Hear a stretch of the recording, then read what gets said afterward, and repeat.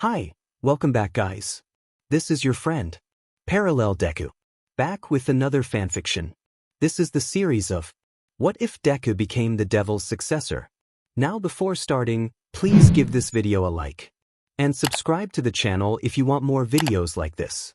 Now let's get into the fanfic.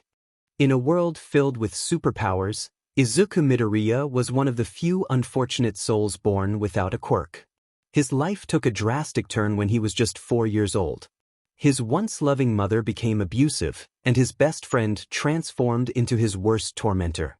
Every day at school he faced relentless bullying from his classmates, who used him as a target to test their quirks. The worst of them all was Katsuki Bakugo, a boy with an explosive quirk.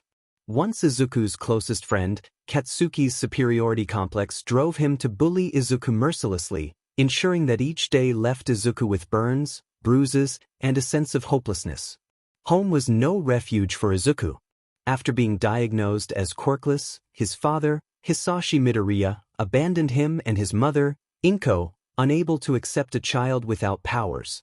Inko, struggling with her grief, turned to alcohol to cope, and her frustrations often manifested in her treatment of Izuku, leading to further abuse. This was the harsh reality of Izuku Midoriya's life, a life marked by powerlessness.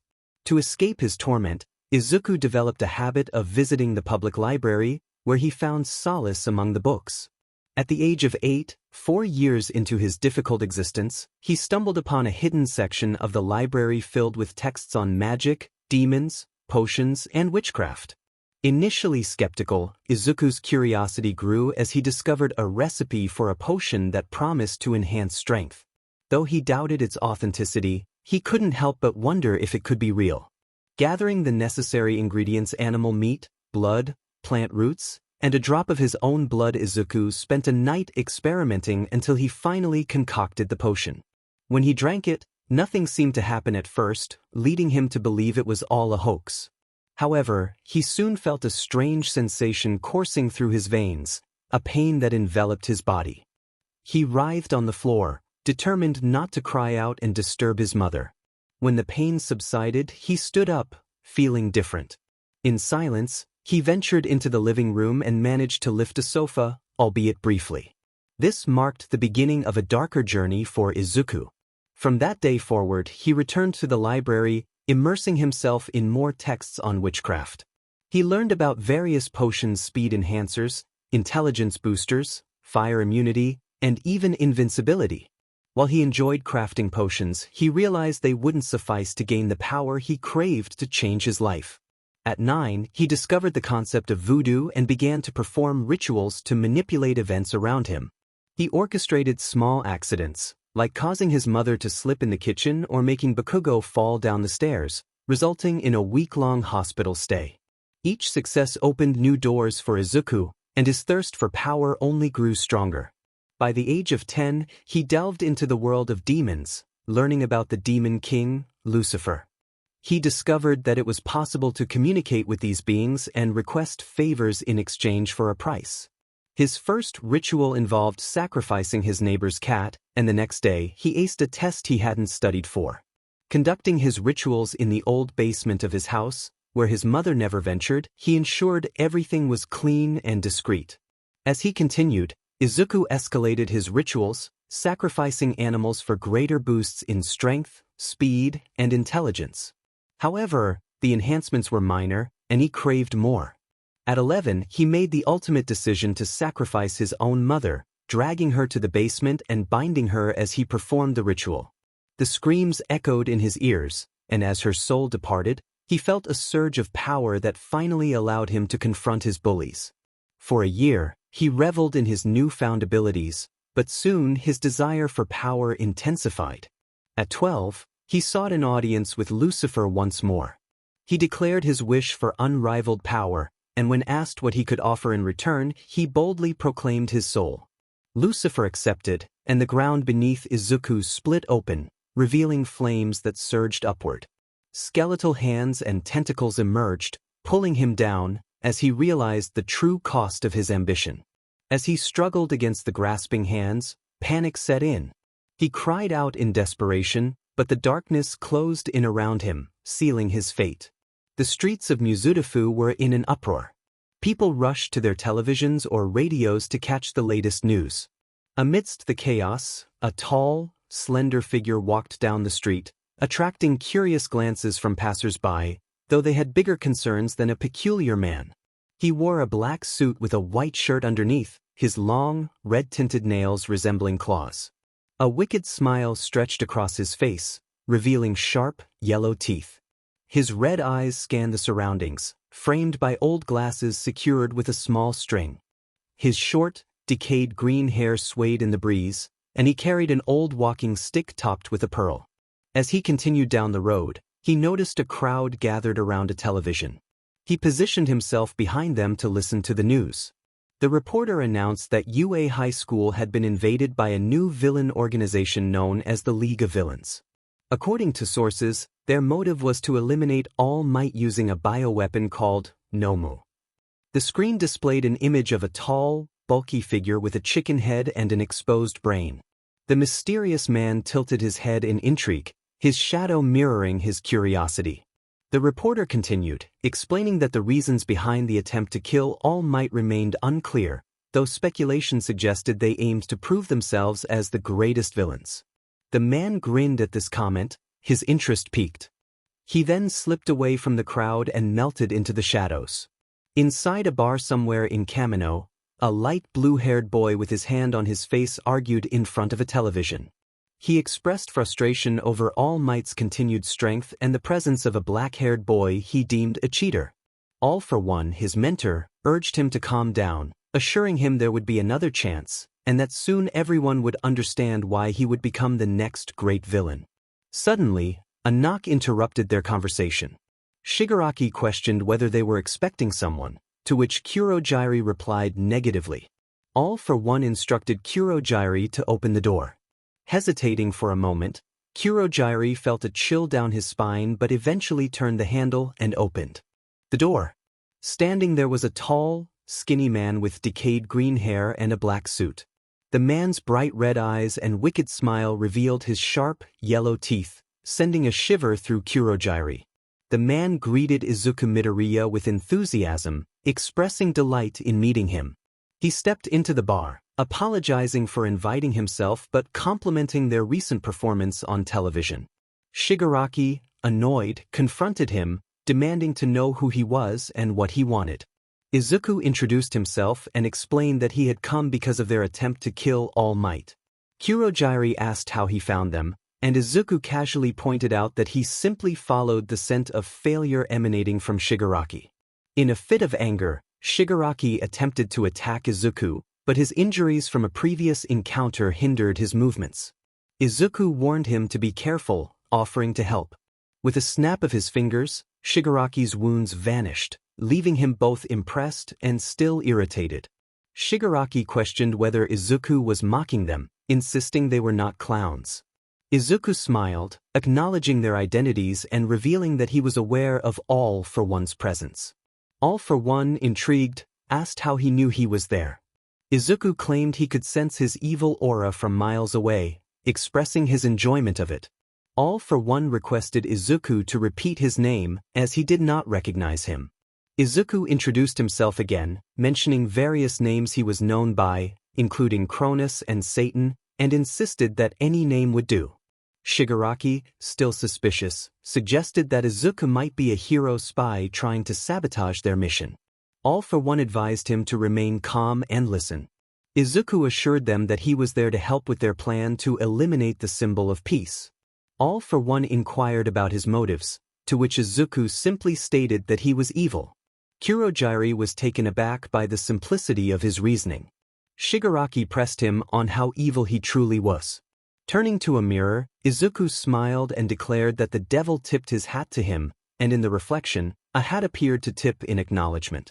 He proclaimed that he acted out of evil intent. All for One asked what they would need to use his services, and Izuku replied that they were free, as the tears and screams of pain were all he required. Shigaraki questioned whether he would do it for nothing, and Izuku humorously acknowledged that he had one request in exchange. If he helped them, they would assist him with something he had been working on, details to follow later. All for One confirmed that was acceptable, and Izuku pledged his allegiance to all things dark, assuring them that they had never seen a soldier quite like him. Izuku was determined to not only do his job but to do it with enthusiasm. He turned his head towards Shigaraki, a smirk forming on his face as he fully faced him. When asked about his quirk, Izuku confidently declared that he didn't need such a thing, laughing heartily. Suddenly, the atmosphere shifted as shadows began to emerge from Izuku, spreading throughout the room. In an instant, the shadows receded, and Shigaraki and Kurogiri appeared to be momentarily detached from their bodies, resembling small specters. Izuku approached them and gently guided their souls back, allowing them to regain their senses.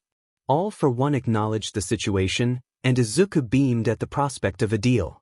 He extended his hand, enveloped in green flames, as a glowing symbol formed beneath them. Shigaraki reached out, and they shook hands, sealing their agreement. With a playful tone, Izuku announced that he had a present for Shigaraki. He clapped his hands, and a startling apparition appeared before Shigaraki, who was taken aback.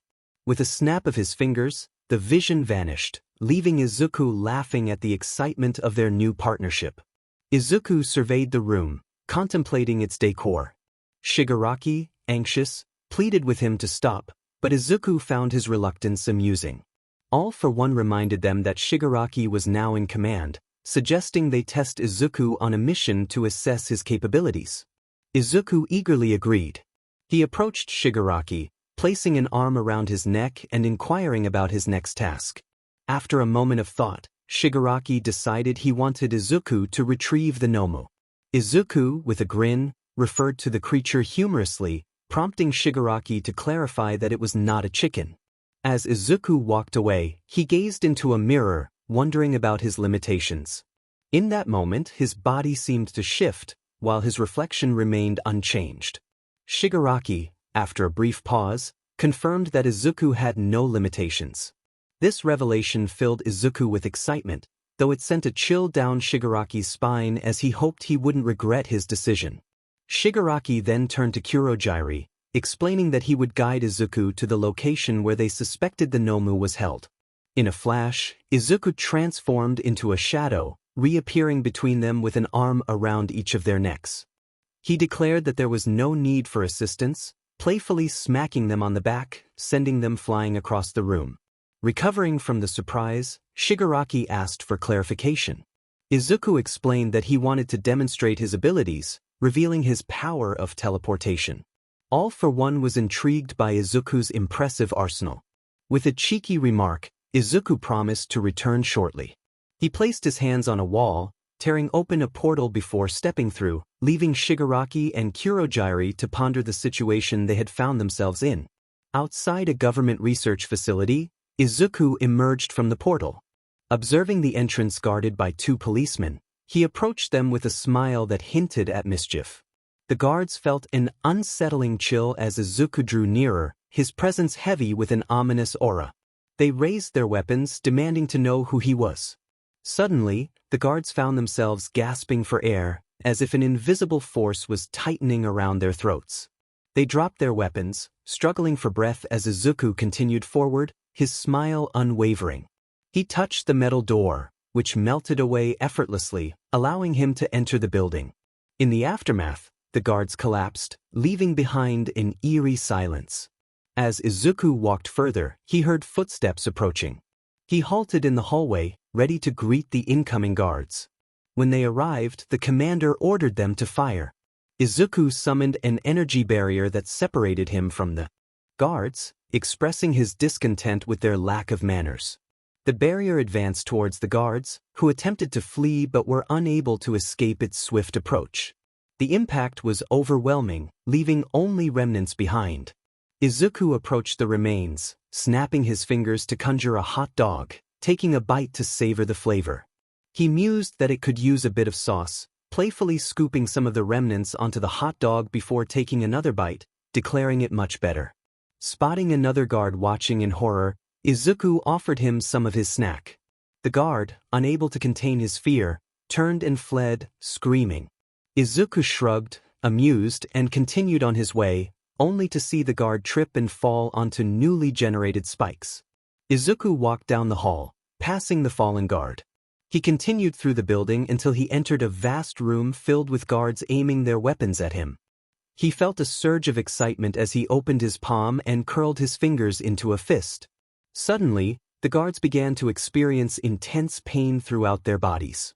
They dropped their weapons, some screaming in agony while others fell to their knees or collapsed on the floor, writhing in distress. The atmosphere was thick with their cries, reminiscent of a haunting melody. As the guards struggled, their skin began to peel away, leaving them helpless as they faced an unimaginable torment.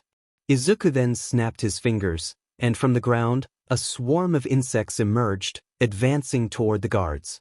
The creatures began to consume the exposed tissue, and within moments, they left nothing but bones behind. Izuku reveled in the chaos, exclaiming his delight in the sound of their suffering, likening it to classical music. Suddenly, a bullet whizzed toward him but stopped midair. He turned to face a trembling guard with a rifle. Izuku remarked on the rudeness of the attack. The bullet then redirected itself, striking the guard's foot, preventing his escape. In an instant, Izuku appeared before him, lifting him off the ground. He urged the guard to look into his eyes, assuring him it wouldn't hurt, at least not for him. The guard's veins began to throb painfully, and he screamed as the pressure built until it became unbearable. In a shocking moment, his veins ruptured, and blood spilled from his body as he collapsed to the floor. Izuku then entered a room where the Nomu was held captive. As he approached, a powerful sonic wave hit him, but he remained unfazed. He turned to face his attacker, Gang Orca, who was astonished that his attack had no effect. Izuku sharpened his claws and swiftly slashed at Gang Orca, leaving him in disarray. He then snapped his fingers, and the pieces of Gang Orca vanished into a bag that appeared at his side. Turning to the Nomu, he declared it was time to leave, but first, he engulfed the entire area in flames, exclaiming that it felt just like home. With another snap, he and the Nomu disappeared. At the bar, Shigaraki lounged on a couch while Kurojairi tended the bar. Suddenly, a flash of green light filled the room, and Izuku, along with the Nomu, materialized in front of them. Izuku announced his return, and Shigaraki acknowledged his success, admitting that Izuku had proven his worth and was more than just a peculiar individual. Izuku embraced his oddity, questioning the very concept of normalcy. Kurojairi remarked that they could rely on him in the future, to which Shigaraki agreed. Before departing, Izuku playfully asked if anyone wanted some sushi. Somewhere, two figures exchanged their concerns about a powerful lord. One expressed doubt about his well-being, while the other reassured them of his strength and control, emphasizing the need to trust him. In Musutafu, news of an attack on a government research facility dominated the headlines. A reporter announced that a mysterious man had assaulted the facility where a bioweapon linked to the League of Villains was stored. The identity of the attacker remained unknown, but his incredible power was evident. The shocking death of Gang Orca, a top hero, was also reported, raising alarms about the capabilities of the mysterious assailant. At UA, a group of students walked toward their classroom, buzzing with the latest news. Uraraka excitedly asked if anyone had seen the reports about the attack. Tenya confirmed it was about the creature being held at the facility. Kirishima speculated on the attacker's strength, prompting Bakugo to boast that he could easily defeat the assailant, especially if he was connected to the League. Tenya admonished Bakugo for his aggressive attitude, while Uraraka wondered what might have happened if the attacker had targeted them during the USJ incident. Bakugo reiterated his confidence in handling the situation. Angela Hawedo, the ninth holder of One for All, expressed her concern about the news, suggesting that the worst might be true. Kirishima sought her reassurance, but Angela remained optimistic, reminding them that they were safe for now. Meanwhile, in the UA staff room, the faculty gathered around a table, watching security footage of the attack. Naomasa paused the video, revealing a clearer image of Izuku, the attacker. He noted that they had no records of him and suspected an affiliation with the League. All Might inquired about the nature of Izuku's quirk, and Naomasa speculated that it might be reality-altering. The staff discussed the implications of such a quirk falling into villain hands, with Eraserhead contemplating the possibility of nullifying it. As they strategized, Naomasa attempted to resume the footage, but the screen froze. When he tried again, Izuku unexpectedly turned to face the camera, causing confusion among the staff. Suddenly, the image distorted, and Izuku emerged from the screen, dodging a bullet aimed at him. Naomasa and Snipe attempted to capture him, but their weapons malfunctioned, releasing bubbles instead. Aizawa and Midnight prepared their quirks, but their weapons ensnared them instead. Vlad King tried to use his quirk but was engulfed by a strange black substance. Hound Dog and Power Loader rushed at Izuku, only to collide with each other in the darkness. Present Mix quirk malfunctioned, playing music instead of producing sound, while All Might launched an attack that Izuku effortlessly countered, sending him away with a puff of air. Izuku then addressed the room, asking if he could speak. Nizu, observing the situation, granted him permission but requested that he restore order first. Izuku complied, and everything returned to normal. All Might demanded to know who Izuku was, to which he introduced himself with a playful tone. Naomasa questioned his motives for appearing, and Izuku remarked on the rudeness of discussing someone in their presence. The atmosphere shifted as the heroes felt an unsettling pressure from Izuku's presence. Nizu attempted to address Izuku's actions, but he dismissed the concept of laws, claiming he would no longer be bound by them. Naomasa argued that society required adherence to laws, but Izuku laughed, suggesting that the limits of possibility were beyond their understanding. Nizu pressed for Izuku's purpose, and he revealed that he had plans he had long intended to pursue. Acknowledging that the heroes would likely oppose him, he proposed a deal: he would not interfere with their members if they allowed him to proceed unhindered. Naomasa was skeptical, questioning whether they should simply let him roam free. Nizu firmly stated that they did not negotiate with villains, to which Izuku responded that he was not a villain, but something far worse. As the night settled over Musutafu, the city remained calm, with people strolling peacefully through the streets. The police and heroes patrolled the streets to ensure the safety of the people. The stars illuminated the dark sky, and the wind blew gently throughout the city. However, this peace was about to be disrupted. From the calm sky, a chilling screech echoed, interrupting the activities of the people in the center of Musutafu. A massive red demon, wielding a sword and sporting wings, landed on a car, causing chaos as vehicles collided in surprise. The traffic in the city center came to a standstill. The creature let out another screech that resonated through the air, overwhelming those nearby. It extended its palm, forming a crimson ball of energy, and ascended into the sky before hurling the energy back to the ground. Upon impact, the ball exploded with tremendous force. As the smoke from the explosion dissipated, it became evident that the city center was engulfed in flames, with devastation all around. The demon descended back to the ground, its landing creating a tremor. It surveyed the destruction with a wide grin, seemingly amused by the chaos it had wrought. Suddenly, it noticed a noise from above and turned to see a news helicopter hovering nearby. The reporter announced that a villain had appeared in the city center, wreaking havoc in mere seconds, and that heroes were on their way to confront this monster. The demon raised its sword and slashed at the helicopter, the resulting wind pressure obliterating it. In that moment, a mass of vines erupted from the ground, ensnaring the demon. Kamui called for the first response team. Death Arms and Mount Lady surrounded the demon while Backdraft attempted to extinguish the flames. Kamui expressed disbelief at the destruction caused by the creature. Death Arms declared that the villain would face the hammer of justice. Suddenly, the ground shook as the demon broke free from the vines, its muscles expanding as it tore them apart. It charged at Kamui with inhuman strength, sending him flying through the city. Death Arms, furious, charged at the demon and landed several blows, but they had no effect.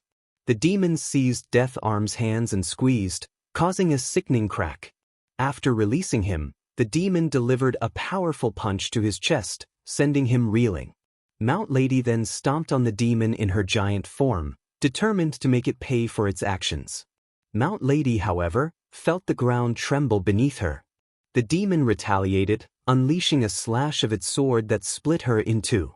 As both halves of Mount Lady fell, the demon was suddenly engulfed in flames. Endeavor emerged, declaring his intent to defeat the creature. The demon charged at him with incredible speed, and Endeavor blocked the punch, but the impact shattered his bones. Endeavor struggled, realizing he could not move his arms and acknowledging the demon's power. Just then, Edge Shot appeared behind the demon, delivering a swift kick. The demon turned to retaliate, but Edge Shot dodged and continued his assault. This back and forth continued until the demon, enraged, created a small energy ball and detonated it, sending Edge Shot flying. Mirko then jumped into the fray, declaring herself the demon's opponent. With remarkable speed, she landed several kicks and punches, managing to make the demon stagger slightly, but it remained resilient. Frustrated, she noted the creature's resistance. The demon charged at her, nearly landing a kick, but was interrupted by a punch from another hero. All Might arrived, proclaiming that everything would be all right because he was there. The demon charged at All Might, landing a punch that sent him staggering. It then jumped and stomped on All Might's abdomen, causing him to cough up blood. The demon attempted to kick him, but All Might countered with a punch, followed by a flurry of strikes that caused the demon to screech in pain. The demon retaliated with slashes from its sword, which All Might dodged, but the attacks demolished several buildings, endangering those inside. All Might, fueled by determination, pushed himself to his limits and unleashed a barrage of punches. The two engaged in a fierce exchange, their strength nearly equal, creating shockwaves that sent nearby heroes sprawling. In a decisive moment, All Might landed a powerful blow, sending the demon back. The demon summoned its sword, but All Might shattered it and struck the demon in the face, pushing it back once more. The demon retaliated by launching Energy Ball, which All Might narrowly avoided, causing explosions behind him. All Might realized that if his power alone was insufficient, he could turn the demon's strength against it. As the demon prepared another energy blast, All Might charged at it with all his speed, grabbing its arm and delivering a powerful punch to its abdomen. The demon screamed in pain, and in a twist of fate, All Might directed the energy blast back into the demon's mouth. The explosion sent him flying, but as he regained his footing, he noticed smoke billowing from the demon's mouth. In a shocking turn, the demon began to screech in agony as green lightning enveloped it, transforming it back into its human form. The heroes stood in stunned silence, witnessing the unexpected outcome. Back in the center of Musutafu, in the original crater of the explosion, Izuku stood amidst the aftermath. The bodies of the fallen had been piled up inside the crater. His eyes began to glow. As he extended his hands, enveloped in a red fire. From the remains, red energy spheres emerged, floating upwards before merging into a circle the size of the crater, which then fell back to the ground, seemingly merging with it. Part 1 has been completed, he thought, a sinister laugh escaping him. The center of Musutafu lay in ruins, the heroes who had fought in the battle shaken to discover a child was behind it all. As the medical team arrived, they attempted to save the small child, but ultimately he succumbed to his injuries.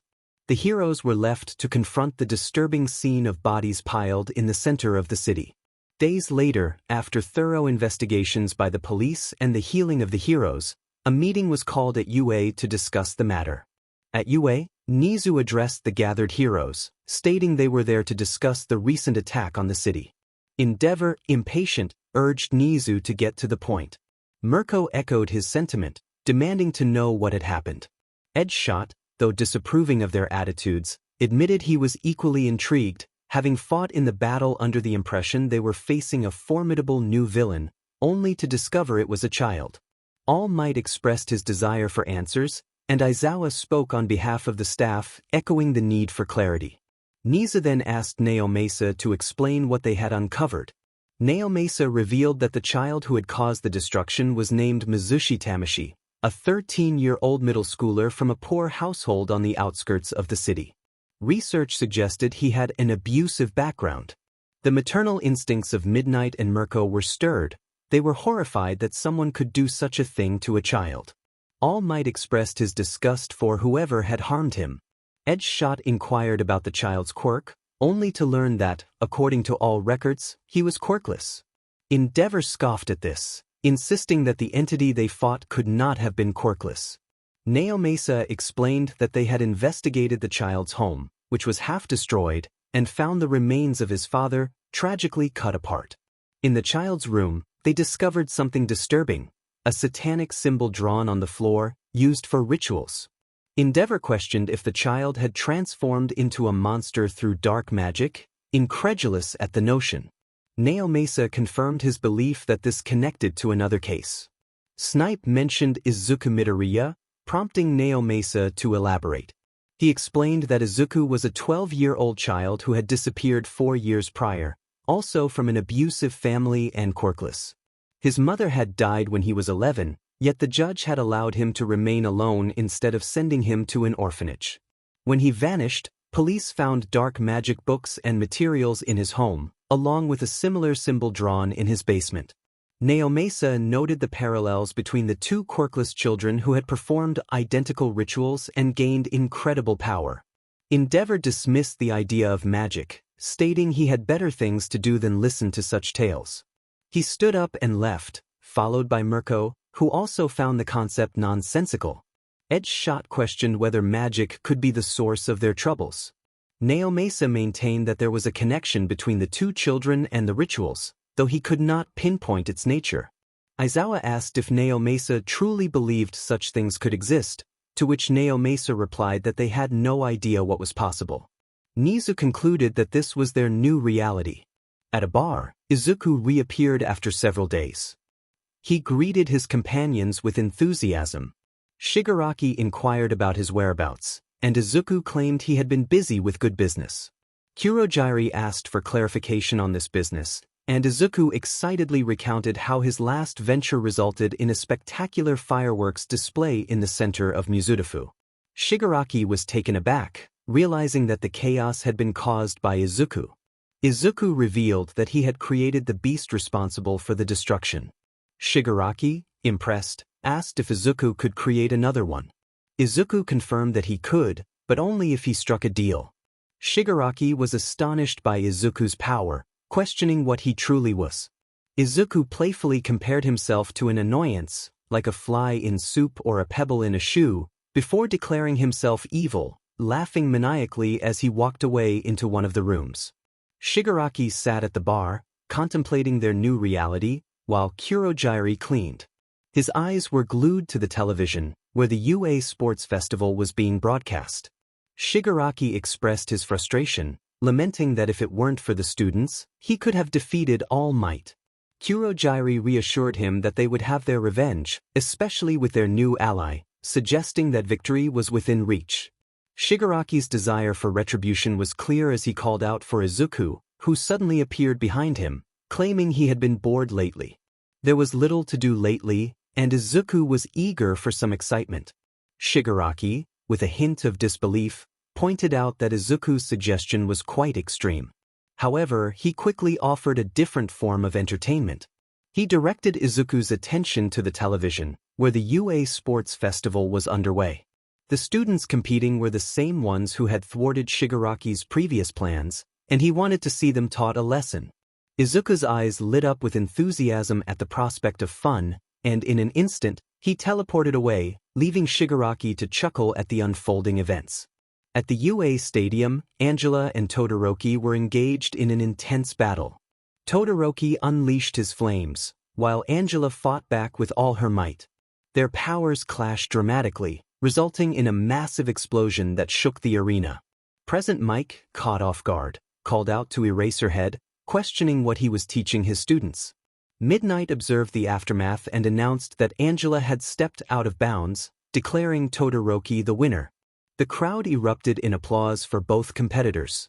As the smoke cleared, Angela approached Todoroki, who apologized for going overboard. Angela smiled and reassured him that they had both given their all.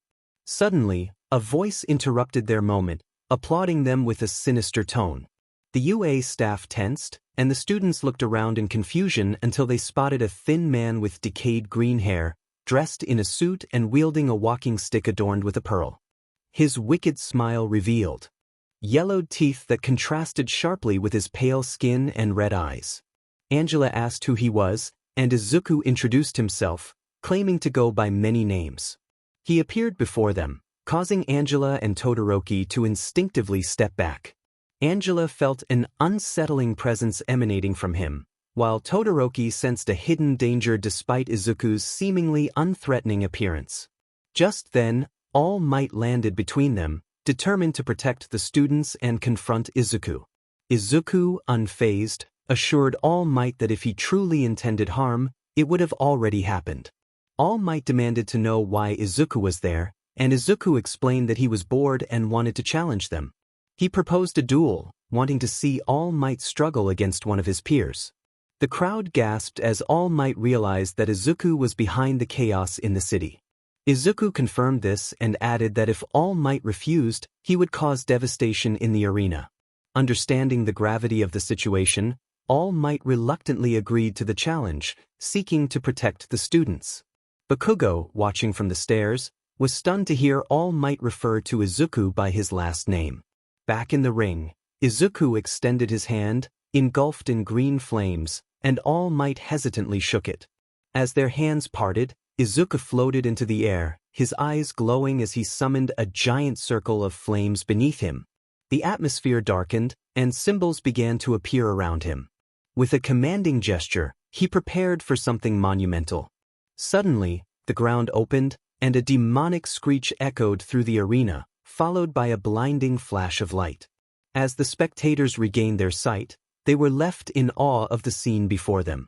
Izuku clapped his hands, and a throne materialized, where he seated himself to watch the unfolding drama. With a sinister laugh, Izuku announced the beginning of the spectacle. Panic spread among the audience as civilians attempted to flee the stadium, but Izuku snapped his fingers, sealing all exits with an energy barrier. He declared that no one would interfere, creating an energy dome that enveloped the entire arena. All Might turned to Angela and Todoroki, apologizing for involving them in this dire situation. Angela reassured him that they were ready to fight, and Todoroki agreed, despite their injuries. All Might warned them that the creature they faced was likely as powerful as the one that had wreaked havoc in the city weeks prior. With determination, they prepared for the battle ahead. All Might focused on the demon and Izuku, ready to confront the chaos that was about to unfold. Izuku's laughter echoed as he proclaimed the start of the show, and the demon took a fighting stance, ready to engage the heroes. As it charged, All Might and the others leaped aside, narrowly avoiding its attack but sustaining minor injuries in the process. All Might launched an attack from the right while Todoroki and Angela approached from the left. He skillfully dodged the demon's lance but felt a superficial cut from the other two arms. Ignoring the pain, All Might pressed on and managed to land a punch on the demon's face. Todoroki noted the demon's distraction and urged his allies to continue their assault. He unleashed a barrage of flames aimed at the demon's face, while Angela leaped in to deliver a punch to its side. Following this, Todoroki sent a series of ice spikes toward the demon, and All Might jumped in to smash the demon into the spikes and the ground. Suddenly, the demon's tail caught All Might, throwing him toward Angela. The demon then turned its attention to Todoroki, charging at him with incredible speed. Todoroki attempted to create an ice barrier, but the demon smashed through it effortlessly, landing a kick to Todoroki's jaw that sent him flying. All Might shouted with determination as he punched the demon in the face, sending it reeling. Angela tried to attack from the side, but the demon countered with its swords and lance, forcing her to dodge narrowly. She stepped back and ran toward All Might, expressing her frustration at being unable to get close. All Might emphasized the need for teamwork and encouraged her to prepare her strongest smash. They both charged their arms back, readying for a powerful attack. Together, they unleashed a tremendous force that sent the demon flying back. As they raced to position themselves behind the demon, they executed a combined attack that sent the creature soaring into the sky.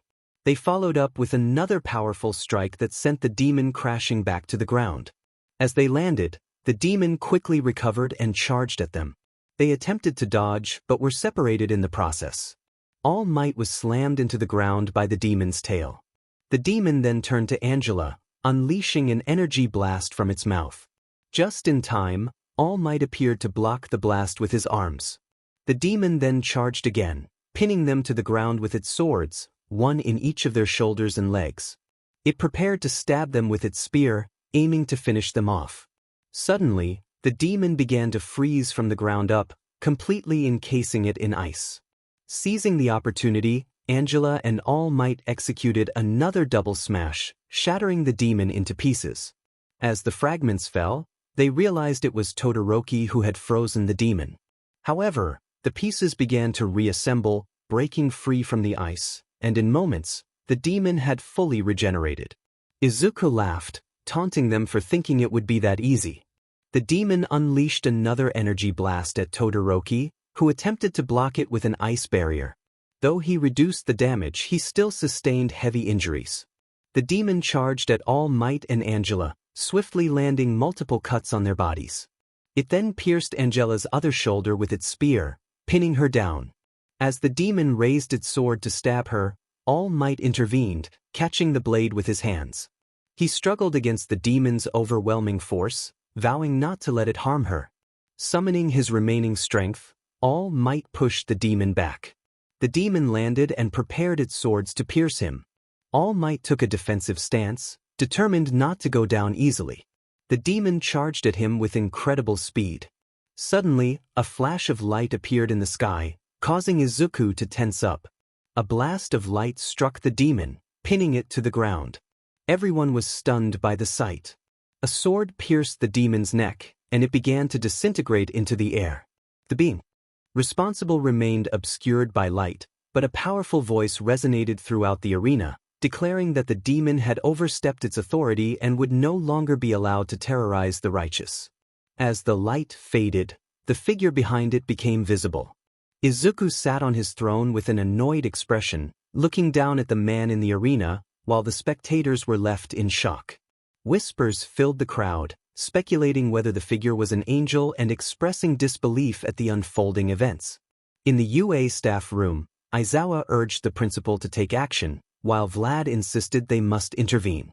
Nizu, however, felt that the situation was beyond their control, and the teachers exchanged worried glances. In a nearby bar, Shigaraki remarked that things were getting out of hand, and Kurogiri agreed that it was a troubling development. Back in All for One's hideout, he watched with intrigue, curious about the outcome of the clash between the demon and the angel.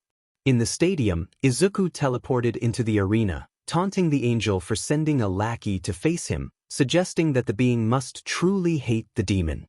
The angel, identifying himself as Michael, declared his intent to carry out the will of the father and insisted that Izuku did not belong in this realm. Izuku laughed, confident in his abilities, while Angela questioned if Michael was the archangel. All Might confirmed the possibility, noting that if Michael was indeed an angel, then the demon must be a powerful foe to warrant such a response. Izuku continued to mock Michael, confident that he stood no chance against him.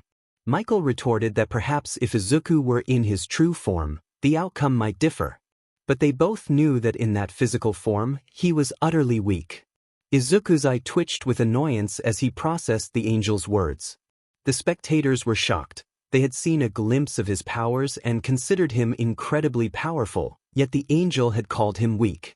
Izuku was determined to prove otherwise. From the ground, a series of spikes erupted. Michael jumped to avoid them, but suddenly pillars shot up from the earth, aiming to smash the angel. However, Michael effortlessly sliced through them with his sword and flew towards Izuku at incredible speed, managing to stab him in the chest. An explosion erupted, sending the angel flying out of the dust to land near All Might. Michael addressed All Might, questioning if he was a hero. All Might confirmed he was, and Michael urged him to evacuate everyone, warning that the demon would not hold back. All Might quickly turned to the heroes, instructing them to get everyone out of the area. As the heroes began the evacuation, Izuku launched a series of 5 slashes with his claws at Michael, who had to dodge them. Fire erupted, forcing Michael to block with his wings. Izuku emerged from the smoke, declaring that Michael would pay for his actions. Izuku's arm transformed into a blade, and he charged at Michael, who met him with equal ferocity. Their blades clashed in a fierce exchange, their speed extraordinary. Suddenly, Michael gained the upper hand and struck at Izuku's neck. However, Izuku remained unfazed, turning to smile at him. Michael realized that he had not missed. The demon was regenerating instantly. Izuku charged again with renewed speed and intensity, landing a kick to Michael's back. Michael acknowledged that Izuku was more powerful than he had anticipated.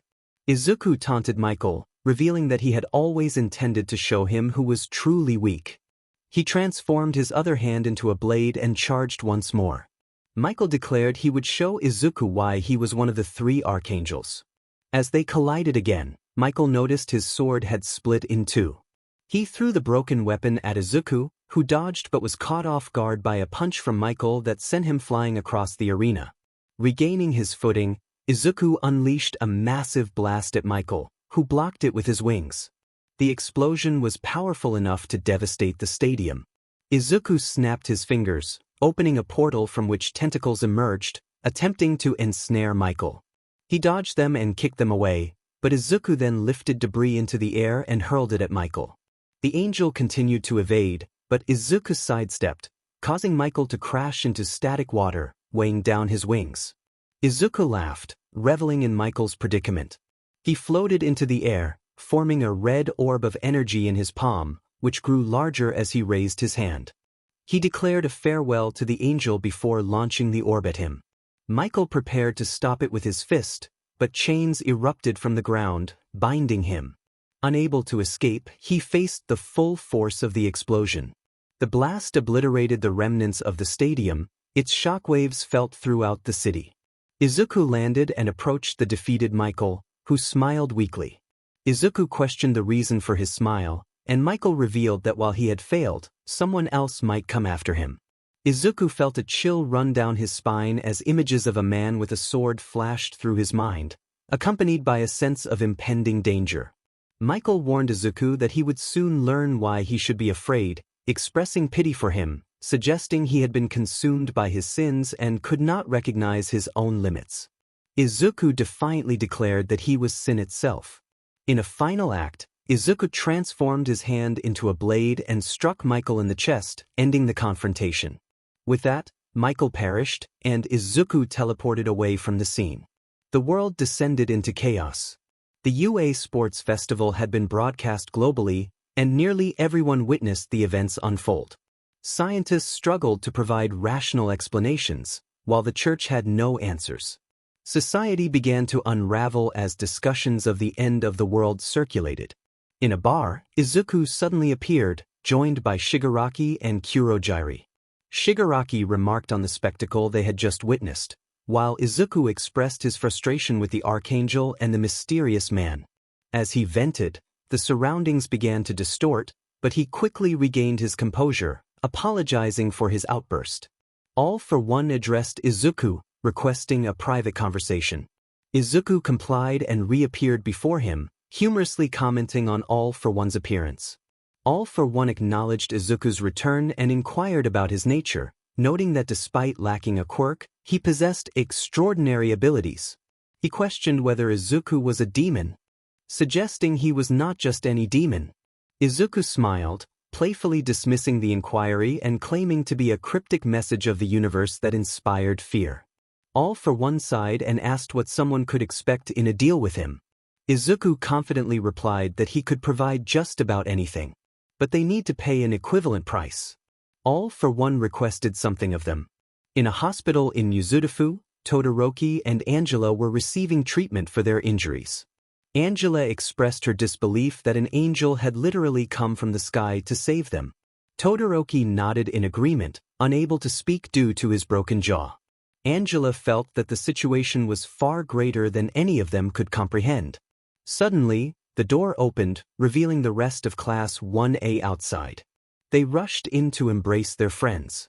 Angela exclaimed joyfully, recognizing Mina and Uraraka, and was thrilled to see the whole class. Uraraka confirmed that they had come to visit. Momo checked on Todoroki, who raised his thumb in response. Angela explained that he couldn't speak because of his injury. Momo expressed concern, while Kirishima praised Angela for her incredible bravery during the battle, even when facing such a formidable opponent alongside All Might. Aoyama remarked on the situation being fantastic, while Tokoyami acknowledged the courage it took to confront someone so dark.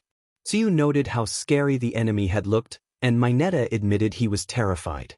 Kaminari teased Mineta, reminding him that he had already been scared before the first enemy appeared. Tokoyami shared that he had never felt such darkness before. Shiro pointed out that the situation was serious, noting that an angel had to intervene to defeat the foe. Momo corrected them, explaining that the angel was Michael, one of the 3 archangels of Christianity, and possibly the second most powerful after Gabriel. Hagakure agreed that he certainly looked like an angel. Ojiro expressed disappointment that the angel had been defeated, while Mizo noted that the angel had called the enemy weak. Kirishima recalled that All Might had referred to someone named Midoriya. Sato speculated that if an angel had fought the enemy, then he must have been a demon, though he had never heard of anyone named Midoriya. Bakugo interrupted, insisting that Midoriya was not a demon. Kirishima asked what he meant, and Bakugo clarified that Izuku Midoriya was a quirkless student from their school who had disappeared 4 years ago. Tokoyami pondered the implications of their friend now being labeled a demon. Bakugo vehemently denied it, while Kaminari pointed out that they had all witnessed Midoriya's incredible abilities, including summoning a creature from the ground. Sato added that he had fought against a powerful angel. Angela questioned Bakugo's explanation, and he admitted he didn't know but was determined to find out the truth. With that, Bakugo stormed out of the room, contemplating the possibility that Midoriya was not what he seemed. Meanwhile, in the UA staff room, the heroes were holding an emergency meeting. Aizawa expressed concern that things had spiraled out of control. Present Mike agreed, recalling how a demon had nearly killed All Might if not for the angel's intervention. Nizu acknowledged the unusual circumstances they were facing. Vlad insisted they couldn't remain idle, and Snipe concurred. Midnight raised the question of how they could combat such a powerful being, while Hound Dog reminded them that the angel had stated he was not using his full power. Power Loader voiced his despair, and Cementos suggested they hold their ground. Ectoplasm agreed, emphasizing the need to be prepared for whatever the enemy was planning. Nizu hoped they were right, reflecting on the strange world they were living in.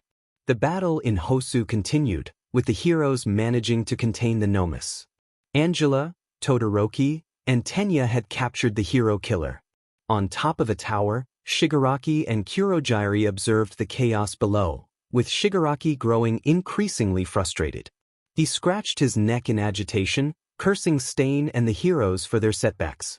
Kurogiri urged him to remain calm, reminding him they still had Izuku. Suddenly, Izuku appeared beside Shigaraki, causing him to jump in surprise. Shigaraki, still unsettled by Izuku's sudden presence, commanded him to unleash chaos upon the city. Izuku laughed and complied, extending his arms to open a portal from which grotesque, animated dummies emerged. He instructed them to wreak havoc. As the dummies advanced into the city, they engaged the remaining heroes. Confused heroes questioned the nature of these strange creatures, which, despite their appearance, possessed immense strength and durability.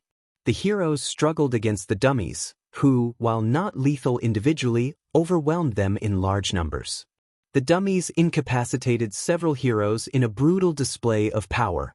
Some surrounded heroes prepared for a final stand in the center of Hosu, ready to accept their fate. Suddenly, the dummies were enveloped in blue energy and began to float before vanishing into thin air. The heroes were bewildered until they spotted a hooded figure in the distance, emanating the same energy. The figure addressed them, revealing his intention to confront Stain. Stain had just defeated the Nomu that had captured Angela and was preparing to confront the heroes when he sensed a far more menacing presence approaching. The atmosphere shifted, sending chills down the spines of the students. Todoroki recognized the presence, recalling a similar feeling from the stadium. Tenya echoed his sentiment, and Angela confirmed it was the same sensation. Stain turned to see Izuku standing behind him, having recognized him from the news. The heroes were taken aback by his unexpected appearance in Hosu. Stain acknowledged Izuku, who greeted him cheerfully and introduced himself. Stain cut him off, expressing his awareness of Izuku's reputation, noting that even All Might had hesitated to confront him. Izuku acknowledged the incident, revealing he was there at the request of their mutual acquaintance, Shigaraki. Stain was incredulous that someone like Izuku would take orders from Shigaraki. Izuku laughed, clarifying that he had a deal to uphold, framing it as good business. Stain drew his swords, preparing for a confrontation, but he was unprepared for what was about to unfold. Stain blinked, and when he reopened his eyes, he found Izuku right in front of him. Pain surged through his chest as Izuku's arm had pierced it, and he felt the life force leaving him. As Izuku withdrew his arm, Stain collapsed to the ground, lifeless. A red orb emerged from his body, and Izuku dismissed it with a wave of his hand. Izuku then turned his attention to Angela, who lay on the floor. He recalled the words of the hand guy, noting that she had not fulfilled her challenge. She would face the consequences for that.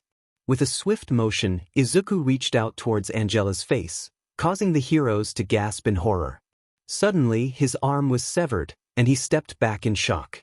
He struggled to regenerate the lost limb, but after a moment of effort he succeeded. A chill ran down his spine as he turned to see a hooded figure wielding a sword engulfed in blue flames. Izuku trembled slightly, memories flooding back to him. He recognized the man and felt a surge of dread.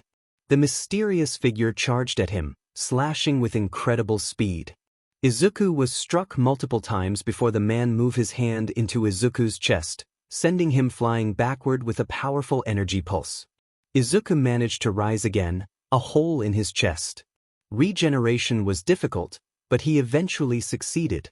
He summoned pillars from the ground to attack the man, but the figure sliced through them effortlessly and charged again. Izuku conjured a dark energy orb and hurled it at the man, but it was cut apart before it could reach him. Surprised, Izuku dodged and distanced himself. The man summoned blue flames in his hand and hurled them at Izuku. He dodged, but the flames changed direction and struck him in the face, causing severe burns that he could not regenerate. Fueled by anger, Izuku vowed retribution and unleashed a barrage of crimson flames, but the man blocked them, dissipating the attack into nothingness. Izuku was left in disbelief. The man then conjured giant blue snakes that slithered towards Izuku. He attempted to dissolve them with a snap of his fingers but failed.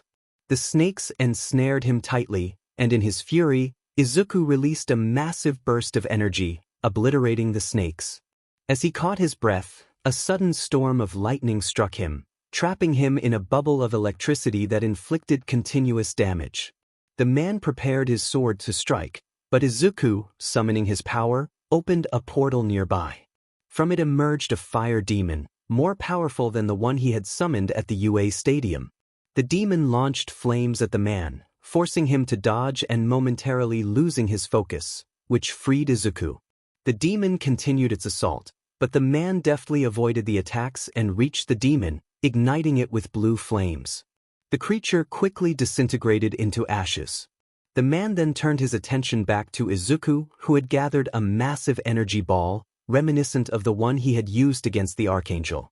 Izuku hurled it at the man, who caught it and began to compress it into a small sphere of blue energy. Izuku's eyes widened in shock. The man then flung the compressed energy ball back at Izuku with incredible speed, and he was unable to evade it. The impact left Izuku's body severely damaged, and regeneration took longer than usual. As he looked up, he saw the man looming over him, seemingly using telekinesis to lift him off the ground. Fueled by rage, Izuku declared his hatred for the man, promising a painful end. He summoned his powers, distorting the environment around them. He launched a series of spikes and shadowy materials at the man, who created an energy barrier to protect himself, inadvertently releasing Izuku in the process.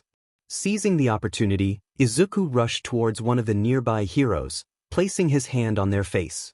The onlookers watched in horror as the hero began to transform into a monstrous creature, attacking wildly. The man, witnessing the chaos, prepared an energy ring and threw it at the creature, which slowly reverted back to its human form. The ordeal was finally over. The man then approached Angela, asking her who she was and what was happening. He snapped his fingers, sending a small amount of energy into her mind, filling her with information. If she wanted answers, he instructed her to find him at the designated location and time. In an instant he vanished. The battle in Hosu left everyone thirsting for the truth. What was truly happening? What was the real nature of Izuku? Who was the mysterious man who had nearly defeated him? All of these questions awaited answers. Angela and Todoroki were summoned to assist in another UA staff meeting, as they had been the most involved in the recent events. Nervous but determined, they entered the room to find the entire UA staff gathered around a table, with 2 empty chairs set aside. Naomasa was also present. Principal Nizu welcomed them, urging them to take a seat. Angela expressed her gratitude, and Todoroki followed suit. Nizu explained that they were there to discuss the recent events in Hosu and asked them to share their experiences. Angela hesitated before speaking, while Todoroki recounted their battle against Stain and how they had managed to capture him only for him to escape. As Stain delivered his speech on his beliefs, the hooded man had appeared and killed him. Nizu acknowledged their account, and Endeavor entered the room alongside Gran Torino, confirming their presence during the events. Naomasa reassured them that he had used his quirk and could verify their truthfulness. Nizu encouraged them to continue, and Angela described how Midoriya, as All Might referred to him, had attempted to kill her. Suddenly, the hooded man had appeared, engaging Midoriya in a fierce battle. The man wielded what appeared to be magic, giving Izuku a formidable challenge and rendering his regeneration nearly ineffective. Izuku had to run away from the man. He had asked the man who he was, and the man cast a spell that allowed Izuku to see images of an old neighborhood. The man instructed him to meet there at 6 p.m. today if he wanted answers. Naomasa inquired if Angela had seen the man's face. Angela apologized, saying she couldn't. Nizu reassured her that it was okay. Naomasa then asked if Angela knew the location the man had mentioned. Angela admitted she didn't know exactly. Endeavor reminded her that the man had cast a spell to provide directions. Angela confirmed that while the images were unclear, she believed following them would lead them to the right place. Nizu decided they needed to organize a group to investigate the area, assigning All Might, Eraserhead, Endeavor, Gran Torino, young Todoroki, and young Hawedo to accompany Angela. The group left. Naomasa asked Nizu if he thought they would find answers to the situation. Nizu hoped for the world's sake that they would. The group followed Angela through the city, searching for the mysterious location the man had mentioned. After an hour of wandering, they reached a dead end. Angela insisted this was supposed to be the place. Endeavor expressed his frustration, questioning why they had spent so long only to arrive at a dead end. Gran Torino urged Todoroki to calm down, while All Might asked Angela if she was sure about the location. Angela remained positive, leading Aizawa to suggest that something strange was happening. Todoroki, skeptical, approached the wall and examined it. Angela asked what was wrong, and Todoroki speculated that the man might be a skilled magician. He reached out, and to his surprise, his hand passed through the wall. Gran Torino exclaimed they had found something, and All Might reminded Endeavor to be patient. The group passed through the wall and discovered a house on the other side, surrounded by a blank void. Endeavor was bewildered, while Gran Torino noted that it resembled an old German house. All Might questioned how it existed on the other side of the wall, and Aizawa suggested they not dwell on it. Angela was in awe when a hooded figure appeared before them, confirming they had arrived. The figure revealed they were inside a personal dimension. Angela reminded the figure that they had promised to explain what was happening. The man invited them inside the house, and despite their reluctance, they followed him, eager for answers. However, they were not the only ones seeking the truth. Meanwhile, a blond boy walked down a familiar path, determination etched on his face.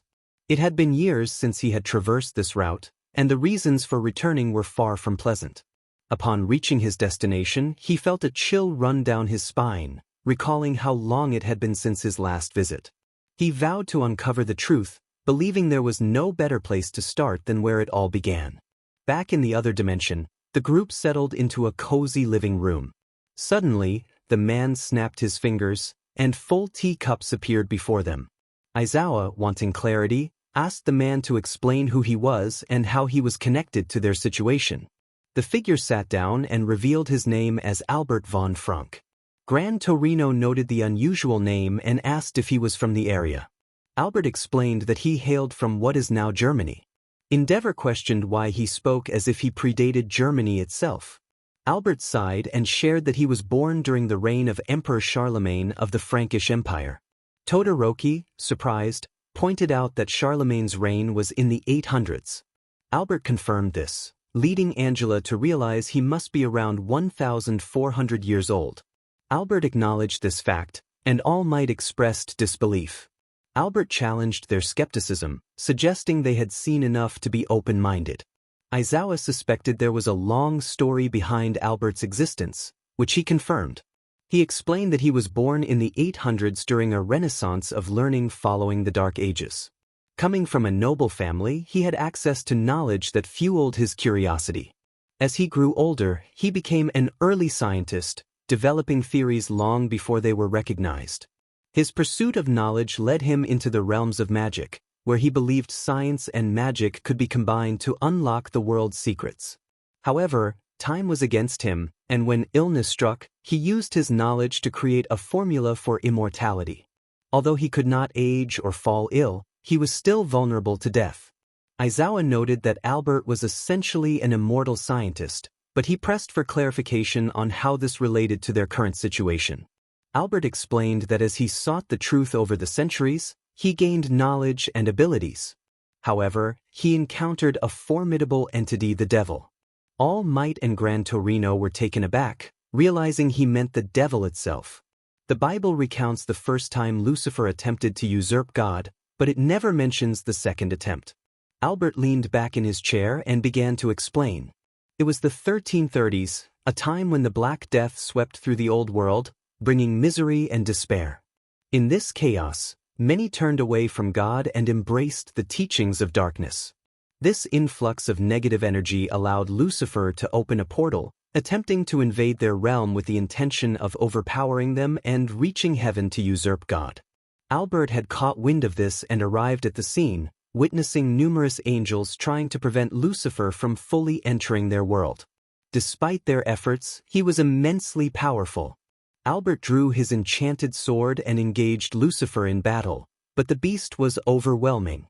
Hell's flames began to seep into their world, and in that moment, Albert had an idea.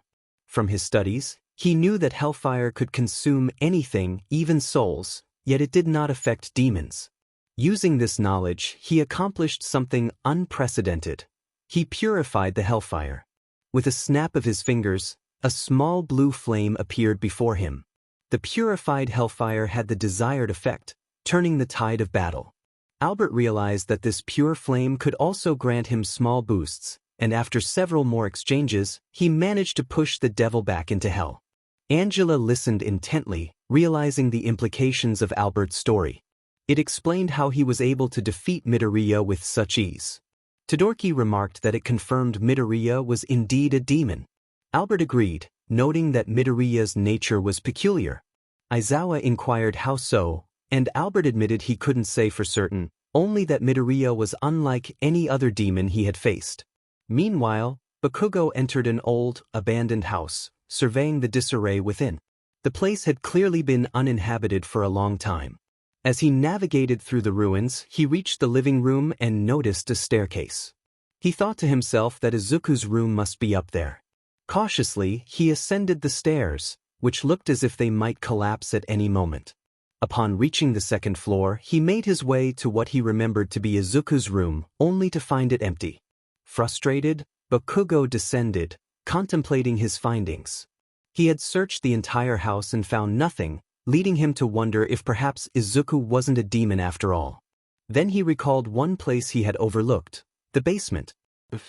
Searching the house again, he located the basement door. When he opened it, a swarm of rats scurried out.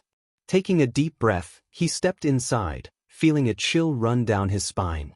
At the bottom, he discovered another door, and he hesitated, unprepared for what lay beyond. To his shock, he found a gruesome scene. A corpse lay on the ground with Izuku standing above it. Izuku turned his head, acknowledging Bakugo with a grin. He greeted Bakugo, who stepped back in fear, questioning if it was really Izuku. Izuku confirmed his identity with enthusiasm, prompting Bakugo to demand an explanation for what had happened. Izuku began to share his story, revealing that he had been born without a quirk and mistreated for it. Tired of his suffering, he turned to books and eventually discovered magic. However, the power he gained was never enough. In a desperate bid for strength, he sought out a dark ally to fulfill his desires. Bakugo stood in shock, processing Izuku's words. He couldn't believe that Izuku had sought power at such a cost. Izuku laughed, revealing that he hadn't merely sold his soul, he had replaced the devil himself. Bakugo felt a surge of fear as dark energy radiated from Izuku, who then commanded Bakugo to leave his property. Suddenly, an explosion rocked the ground, sending Bakugo flying out of the house and onto the road. The fragile structure collapsed behind him, and he struggled to regain his footing. As Izuku charged at him, Bakugo unleashed one of his most powerful explosions, propelling himself and Izuku away from the house. When he stood up, he saw Izuku emerging from the rubble, his face regenerating. Izuku expressed surprise at Bakugo's resilience but stated he had other matters to attend to. He promised to leave a friend for Bakugo to deal with. A voice responded, and they turned to see a white demon perched on a tree branch. Izuku introduced Alastor, instructing him to take care of Bakugo. Alastor leaped down, causing the ground to crack upon landing. With a flash of light, Izuku vanished, leaving Bakugo to face Alastor alone. Alastor charged at Bakugo with incredible speed, delivering a powerful punch that sent him flying down the road. Bakugo struggled to his feet, coughing. Alastor pinned him down, applying pressure to his back. In a moment of desperation, Bakugo aimed his palms at Alastor and released a massive explosion, sending the demon staggering back. As Bakugo regained his footing, Alastor expressed excitement at Bakugo's power, noting it would be a shame if he were to perish so quickly. Bakugo retorted angrily, and Alastor charged at him once more. This time, Bakugo used his quirk to dodge the attack, but Alastor maneuvered around him, delivering a swift kick to Bakugo's face, sending him crashing to the ground once again. As Alastor approached Bakugo, he quickly raised his hands and unleashed an explosion that engulfed Alastor's face. Bakugo swiftly regained his footing, narrowly avoiding a hand emerging from the smoke, and used his quirk to leap back even further. Alastor expressed his admiration, marveling at Bakugo's impressive dodging skills for a human. He challenged Bakugo to show him what he could do. In an instant, Alastor appeared before Bakugo and launched a kick aimed at his face. Bakugo managed to block it with his arms, but the force sent him flying backward. Despite the impact, he landed on his feet, though a sharp pain shot through his forearms. He thought to himself that something must have been broken, realizing that Alastor's strength and speed were extraordinary, possibly even surpassing All Might's. Suddenly, Alastor interrupted his thoughts with a punch that sent Bakugo flying once more. Alastor seized Bakugo's face and forced it into the ground, laughing maniacally as he repeatedly slammed Bakugo's head down. He relished the moment, declaring that he had enjoyed their time together but intended to end Bakugo's life. Alastor assured Bakugo that they would meet again in the afterlife, where they could have fun for eternity. Just as Bakugo began to scream in pain, feeling the pressure on his skull, the grip suddenly released. Bakugo looked up to see Alastor with a surprised expression, who then jumped back and regenerated his arm. Alastor laughed, recognizing the presence of another being. Bakugo turned to see a winged figure with a blade for an arm standing behind him. Meanwhile, in Albert's dimension, he continued to share his knowledge of Wisenmeiji, the science of magic, with the group. Aizawa inquired if this knowledge could help them defeat the demons. Albert acknowledged the complexity of Wisenmeiji but believed there might be a solution. Suddenly, he stopped drinking from his cup, sensing two powerful presences preparing to engage in battle. Gran Torino questioned whether it could be Midoriya, but Albert dismissed the idea, stating that the presences were weaker than Midoriya's. All Might asked who they were, and Albert suggested they find out together. Back with Bakugo, Alastor taunted Abaddon, revealing his disdain for the angel. Bakugo recalled the name Abaddon from his research, realizing he was the angel of death. Abaddon retorted, pointing out Alastor's cowardice in hiding. Alastor claimed he had merely chosen the winning side and believed his lord would reward him for bringing Bakugo's head. Abaddon dismissed Alastor's pathetic reasoning and turned to Bakugo, advising him to leave if he wished to survive. Understanding the gravity of the situation, Bakugo moved away but stayed close enough to witness the battle. Alastor warned Abaddon that he would regret challenging one of the 7 Lords of Hell. He sharpened his claws, revealing a number 7 on the back of his hand, and charged at Abaddon. Abaddon skillfully dodged the attacks and attempted to counter with his own blade, but Alastor evaded and kicked him back. Alastor then unleashed a barrage of claw attacks from a distance, which Abaddon blocked with his blade. Alastor, undeterred, summoned spikes from the ground, forcing Abaddon to leap into the air. In retaliation, Abaddon conjured numerous blades and hurled them at Alastor, who created an energy barrier to block the projectiles. Alastor then ascended and summoned a red energy orb, launching it down at Abaddon. The explosion sent shockwaves that knocked Bakugo back. As Alastor landed, he was met with a blade that pierced his throat. Enraged, Alastor retaliated by kicking Abaddon back and extending his claws, stabbing Abaddon in the chest and sending him crashing next to Bakugo. Bakugo watched in shock as Abaddon landed beside him. The claws retracted, and Abaddon began to heal. Alastor approached them, expressing his displeasure at Abaddon's actions and questioning whether he understood what Alastor was like when angry. Suddenly, Alastor was engulfed in blue flames, which subsided to reveal his charred form, struggling to regenerate. Albert and his group arrived just in time, and Abaddon acknowledged the situation. Alastor, weakened, attempted to charge at Albert, but Albert created a blue energy shield that halted Alastor in his tracks. He then reversed the shield, trapping Alastor within it, unleashing massive amounts of blue lightning through his body. Finally, Albert released Alastor and grasped his head, causing Alastor to ignite in blue flames as his body slowly disintegrated. As Alastor reached out in desperation, he turned to ashes before he could make contact. Albert extinguished the flames and turned to Abaddon and Bakugo, asking what they were doing there. The group stared at the demon Albert referred to as Abaddon, while Angela and Todoroki helped Bakugo recover. Angela questioned Bakugo's presence, and he explained that he had come seeking answers at Izuku's old house, never expecting to encounter Abaddon. Todoroki was surprised to hear that Bakugo had faced him. Albert noted that it made sense, as he doubted Izuku would show himself after their previous encounter. Bakugo then asked about Albert's identity, and Angela corrected him, revealing that Albert von Frank was the one who nearly defeated Midoriya in Hosu.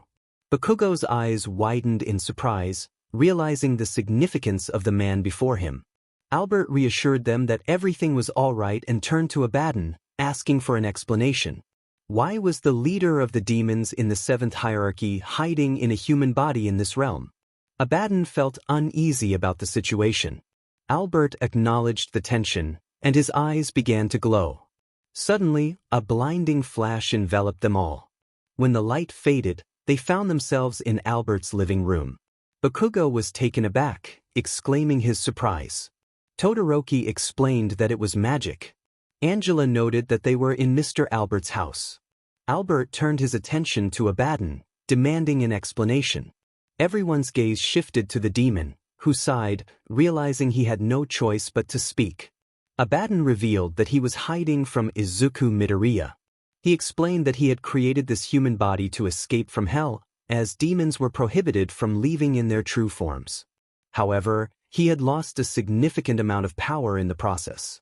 Endeavor scoffed at Abaddon, calling him pathetic for hiding, but All Might cautioned him against such remarks.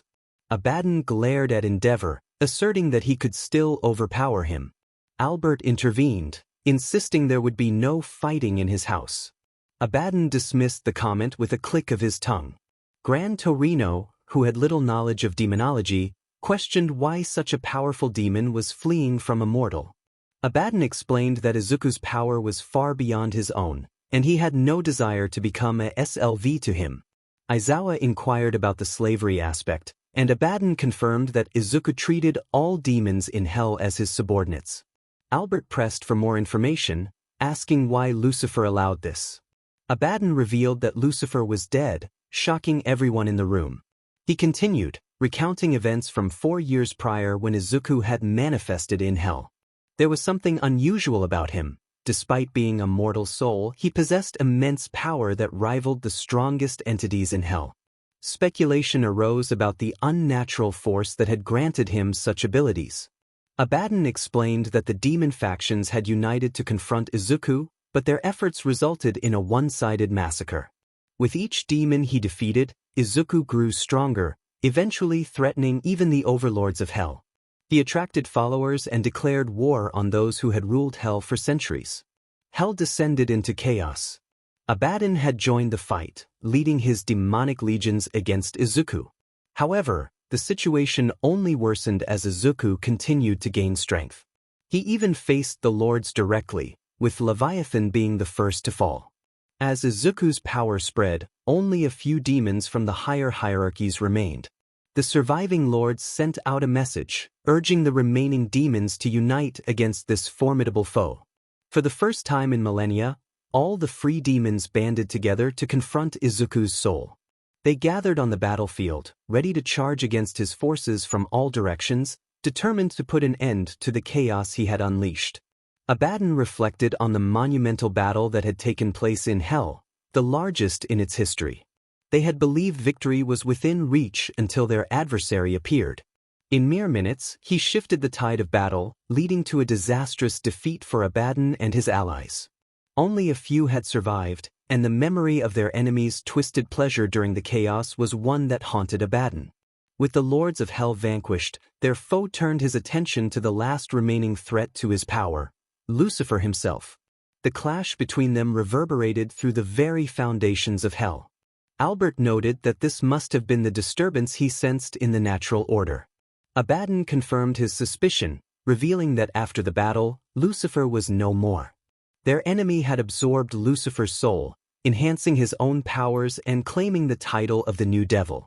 Albert inquired if heaven had intervened. Abaddon explained that indeed, Michael had been sent to hell with a group of angels to restore the shattered natural order. They had fought against Midoriya and his followers, but even they could not overthrow him, resulting in a stalemate that forced the angels to retreat.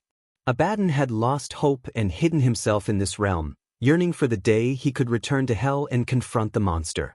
Bakugo realized the implications of this revelation. He recalled asking their enemy during their encounter if his powers stemmed from selling his soul to the devil.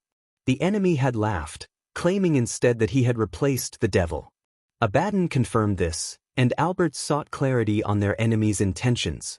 Abaddon shared his belief that the enemy aimed to open a portal linking hell to earth, with plans to eventually reach heaven. Gran Torino questioned how this would be accomplished. Abaddon speculated that a ritual using souls as energy would be necessary to open the portal. Albert expressed concern about why the enemy had not yet acted. Abaddon suspected that the enemy needed to store souls, but high-ranked demons automatically destroyed mortal souls upon killing them, preventing absorption and immense power. Angela wondered how demons could gain power from a single human soul. Abaddon explained that human souls were far more potent than demon souls, which were heavily corrupted. It was likely that God had ensured souls destroyed by demons would not grant them excessive power. All Might pondered how their enemy expected to achieve his goals. Albert deduced that the enemy had allied with the League of Villains, likely making a deal for them to carry out the killings, preserving the souls for his use. This revelation compelled Angela to insist they must stop him, and even Aizawa reluctantly agreed. The group nodded in agreement, recognizing the urgency of the situation. Albert emphasized that if they wished to fight demons, they needed to become more powerful, as their current abilities would lead to their obliteration. Bakugo scoffed at the notion. Gran Torino asked what they could do. Albert, with a smirk, assured them he had a plan. He led the group to another part of his house filled with books, potions, and magical materials. He informed them that he would perform a ritual for each of them individually, except for Abaddon, whom he deemed strong enough to fend for himself. Aizawa questioned the nature of the ritual. Albert explained that it would enhance their abilities, making it easier to combat demons. Endeavor asked for specifics regarding Albert's intentions. Albert revealed he would infuse them with purified hell flames. All Might was taken aback by this revelation. Albert clarified that these flames would be their best chance against demons, as the combination of pure hell flames with their quirks would create a formidable weapon. He then asked for a volunteer to go first. Gran Torino stepped forward, declaring he would go first, calling the others timid. Albert prepared a circle on the ground, inscribed with symbols only he could read, and instructed Gran Torino to stand in the center. He assured Gran Torino that it wouldn't hurt too much. As Albert clapped his hands, blue flames erupted from the circle, engulfing Gran Torino. He felt intense heat, akin to being burned, but the flames did not consume him. Angela and All Might expressed their concern, while Endeavor demanded to know what was happening. Albert reassured them that Gran Torino would not perish, and soon the flames subsided, leaving Gran Torino on the ground. Angela rushed to his side, asking if he was all right. Gran Torino, recovering, remarked that it was a unique experience. Albert encouraged him to try using his quirk. Gran Torino stood and activated his abilities, moving around the room at incredible speeds, leaving a trail of blue flames in his wake. He playfully kicked All Might, sending him crashing into the wall. Gran Torino exclaimed that he was much faster than before, and even his kicks felt stronger. Albert confirmed that the pure hell flames would be especially effective against demons, unlike normal attacks. Todoroki expressed his curiosity, and Albert assured him that even regular punches infused with pure hell flames could defeat lower-tier demons and severely injure upper-tier ones. Aizawa felt a renewed sense of hope. Albert encouraged them to continue, and one by one, the heroes underwent the ritual, successfully receiving the infusion of pure hell flames. Each experienced a significant boost in their abilities, including strength, speed, and reflexes, now enhanced by their quirks. Todoroki and Endeavor could release pure hell flames at will, Bakugo's explosions gained the same power, and Aizawa's quirk could now nullify a demon's magic. Angela and All Might's punches were also fortified, making them more effective against demons. Finally, Albert called All Might over. As All Might approached, he was eager to learn what Albert had in store. Albert placed his hand on All Might's wounded side, applying pressure. All Might felt a sharp pain followed by a strange burning sensation. Albert stepped back after a few moments, having completed his task. He informed All Might that he had healed him, ensuring he was in the best condition to fight. All Might, surprised, asked how Albert knew. Albert explained that he sensed something was wrong with All Might's vital force and focused on it to identify the issue. All Might felt his side and realized the wound was gone, expressing his gratitude. Albert dismissed it as nothing and turned to the rest of the group, stating that they were ready. In a restaurant in Kyoto, chaos erupted as screams filled the air. People hurriedly fled from an unseen threat. Among them was a little girl, running as fast as her legs could carry her. She suddenly halted, realizing she had reached a dead end, facing the body of a friend lying on the ground. A sinister figure appeared, holding a knife and a lifeless child in his grasp. The girl, terrified, pleaded for mercy. The man laughed darkly, reveling in the fear he instilled. He spotted a giant golden plush toy on the ground, picked it up, and removed its head, declaring it a keepsake. With a twisted smile, he expressed his delight in bringing harm to humans before departing. The man entered a room, discarding the plush head on the floor. He snapped his fingers, and the blood stains on his body and clothes vanished. He settled into a chair, propping his feet on the desk. Suddenly, a flash of light blinded him momentarily. When he regained his sight, he found Izuku standing before him, smiling. Izuku greeted William, indicating he had come for help. William, feeling uneasy, questioned Izuku's intentions. Izuku assured him that he was the only thing keeping danger at bay, prompting William to reconsider his reluctance. William, feeling the weight of Izuku's gaze, stood up and looked into the mirror, seeing a distorted reflection of himself. He admitted he did not want to return to the past. Izuku then shifted the conversation to William's mission. As the heroes trained, Albert approached them, stating it was time for them to part ways. He reassured them that they were prepared to defend themselves but urged caution. Gran Torino and Aizawa acknowledged his words, while Angela inquired about Albert's plans. He revealed that he would take Abaddon with him to search for any demons that might have infiltrated their dimension. He expressed doubt about finding Midoriya soon, given their last encounter. All Might questioned Albert's reasoning, and Abaddon explained that Midoriya would likely hide to avoid being sent back to hell, using his minions instead. Bakugo, filled with determination, vowed to confront Midoriya directly.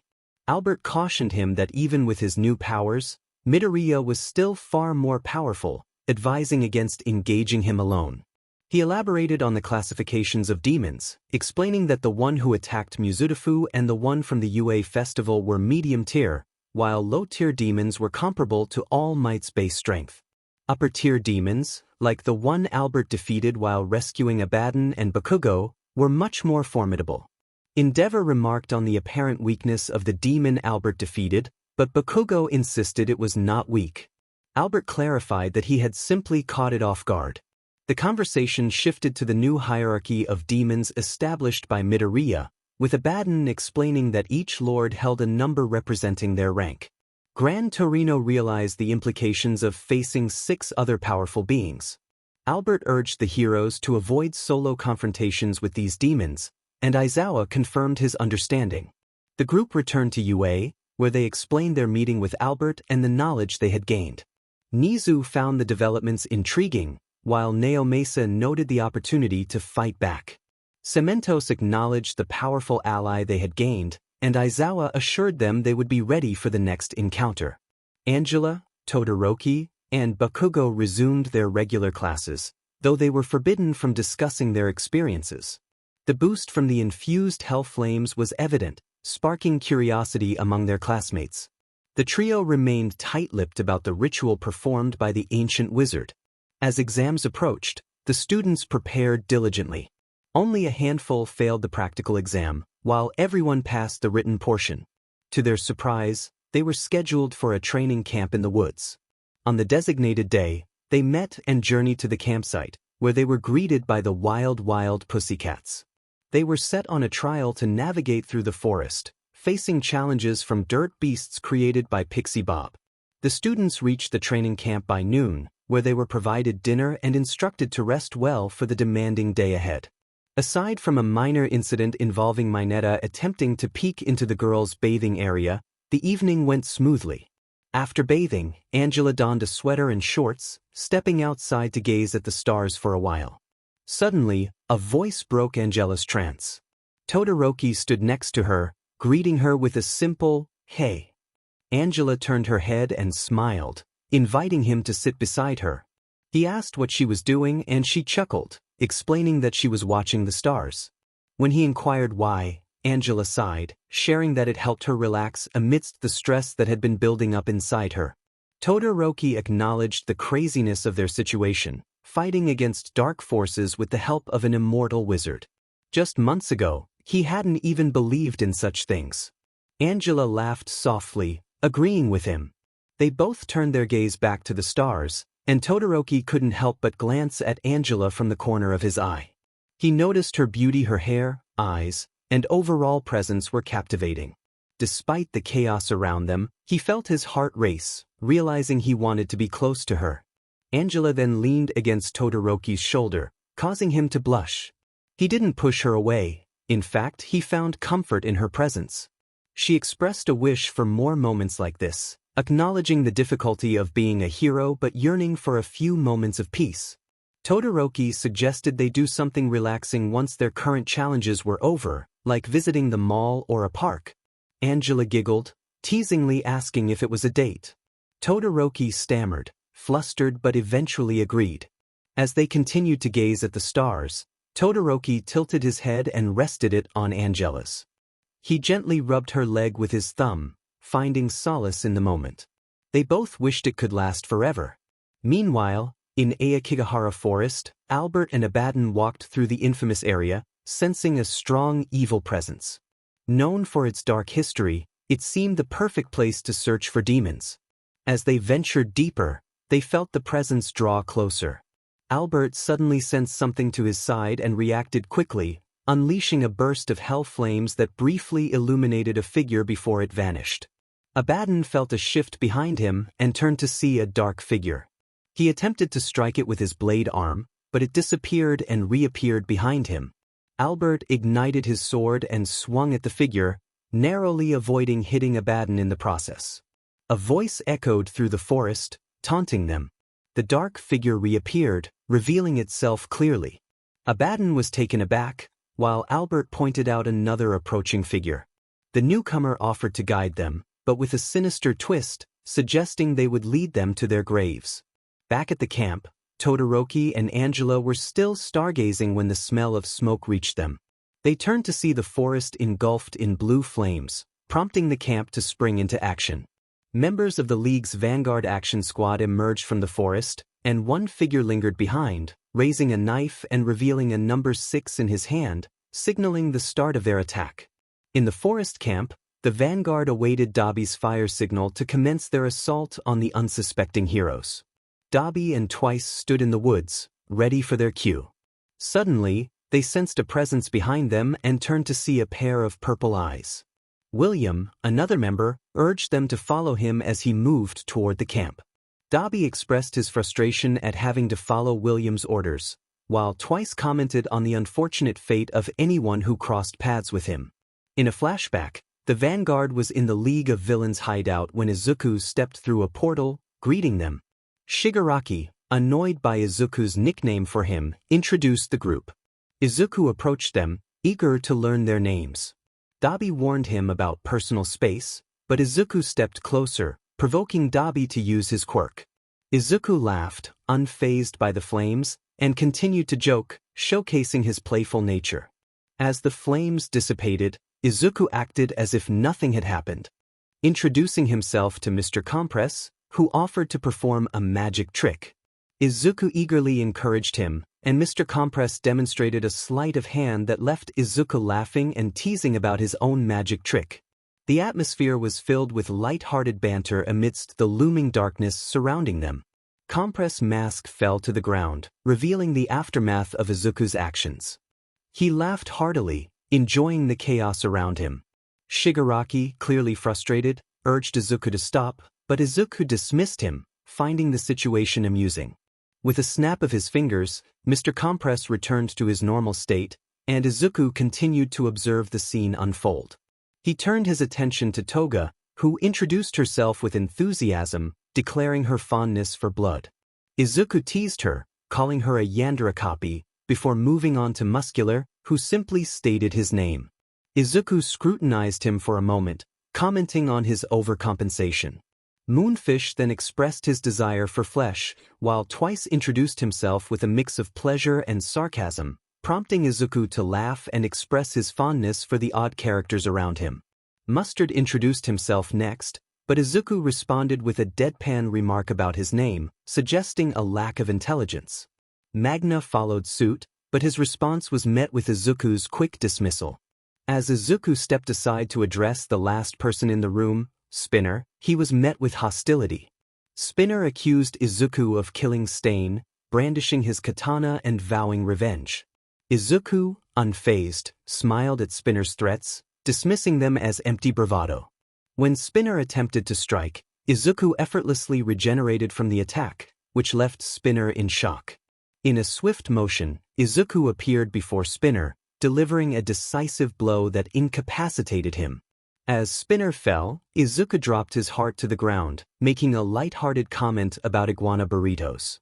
The others looked on in disgust, except for Moonfish, who eagerly expressed interest. Shigaraki interrupted, reminding Izuku that they needed to prepare for what was to come, questioning the value of the ally he had just eliminated. Izuku retorted, pointing out Shigaraki's current state of injury, to which Shigaraki responded with annoyance. As the flashback ended, Dabi expressed his frustration, stating that if Izuku had lingered any longer, he would have been burned. He then instructed Twice that they had work to do. In the forest, William moved with the stealth of a predator, searching for his prey. In the distance, he spotted a group of 5 first-year students. Their fearful expressions pleased him. In an instant he was upon them, and as they sensed his presence, they turned to face him. William greeted them with enthusiasm, eager for the chaos to unfold. The students were frozen in shock as he swiftly dispatched them, their terrified faces etched in his memory. He reveled in the ease of it all, wishing for a more challenging encounter. Suddenly he noticed a girl with orange hair and green eyes, accompanied by a boy with gray hair and eyes, standing behind him. With a wide smile, he welcomed them as new guests. Without hesitation, he lunged at the two students. Tetsu, the boy, activated his quirk, stepping protectively in front of Kendo. William's axe struck Tetsu, leaving a mark, but the boy stood firm. To William's surprise, Tetsu used his quirk to break the axe in two, forcing William to step back in astonishment. Kendo rushed to Tetsu's side, concerned for his well-being. He assured her he was fine, though he was clearly injured. William, intrigued by their resilience, expressed his delight at finally facing someone who fought back, eager to see how long they could withstand his assault. Meanwhile, in another part of the camp, the hero students were engaged in fierce battles against the villains. Magna and Muscular were locked in a formidable duel, having swiftly taken down Pixie Bob. Uraraka and Tsu were struggling against Toga, while Mustard faced off against Momo. Moonfish was attempting to overpower Mizo and Tokoyami, and Aizawa was confronting Dabi and Twice. Angela and Todoroki joined the fray against Muscular and Magna, their abilities shifting the tide of battle. Suddenly, a chill ran down their spines. Angela voiced her concern, and Todoroki confirmed he felt it too. They sensed a dark presence in the forest, as if the hell flames were warning them. Aizawa resolved to tie up the villains and investigate the unsettling feeling. In the depths of the forest, Abaddon and Nightmare exchanged words. Abaddon recognized Nightmare's voice and questioned his allegiance. Nightmare explained that he had chosen to side with the winning team for business reasons. Albert, intrigued, asked if Nightmare was one of the Lords of Hell, to which Nightmare replied that he was merely an advisor. As the confrontation escalated, Albert's arms ignited with blue hell flames, and Abaddon prepared for battle. Nightmare taunted Abaddon, and the fight began. Ender attacked Abaddon, sending him sprawling, while shadows swarmed Albert, forcing him to create an energy shield. Albert ignited the ground, pushing back the shadows, but they quickly retaliated. He summoned a hell flame sword, cutting through the darkness as he advanced on Nightmare. Just as he was about to strike, a second mouth appeared on Nightmare's belly, unleashing black fire. Albert narrowly avoided the attack, but the shadows pursued him relentlessly. He created a fireball to disperse them, but they soon engulfed him in a dome. A bright light erupted from within, piercing through the shadows and dissolving them, allowing Albert to escape. Meanwhile, Abaddon faced his own challenges as Ender continued to evade his attacks. Abaddon remained cautious, aware that this battle would not be easy. Back at the camp, Todoroki and Angela raced through the forest, feeling the dark presence drawing nearer. William stood over the fallen form of Tetsu, having also defeated a blonde boy and a gnome who had crossed his path. Kendo lay on the ground, injured but still alive. William approached her, expressing disappointment that she hadn't lasted longer. Just as he raised his axe to deliver the final blow, a barrage of blue flames engulfed his weapon and part of his arm, forcing him to retreat in shock. Todoroki and Angela had arrived just in time. Angela rushed to Kendo's side, helping her to safety. Todoroki confronted William, identifying him as the demon responsible for the chaos. William, intrigued by the hell flames, taunted them, asserting that they would need more than that to defeat him. He revealed the markings on his hands, confirming his identity as one of the Lords of Hell. Kendo, listening from her position, struggled to comprehend the unfolding events, her mind racing with thoughts of hell flames, demons, and the Lords of Hell. What was happening? Todoroki questioned why William seemed unaffected. William explained that the powers they were using only affected demons, and he was in a human body. Angela was taken aback, and Todoroki pressed further, wondering if William had possessed someone. William clarified that this was his own body. He shared his dark past, revealing that he had once been a security guard at a children's restaurant in the 1980s. He had used his position to commit terrible acts, disguising himself as a mascot to avoid detection.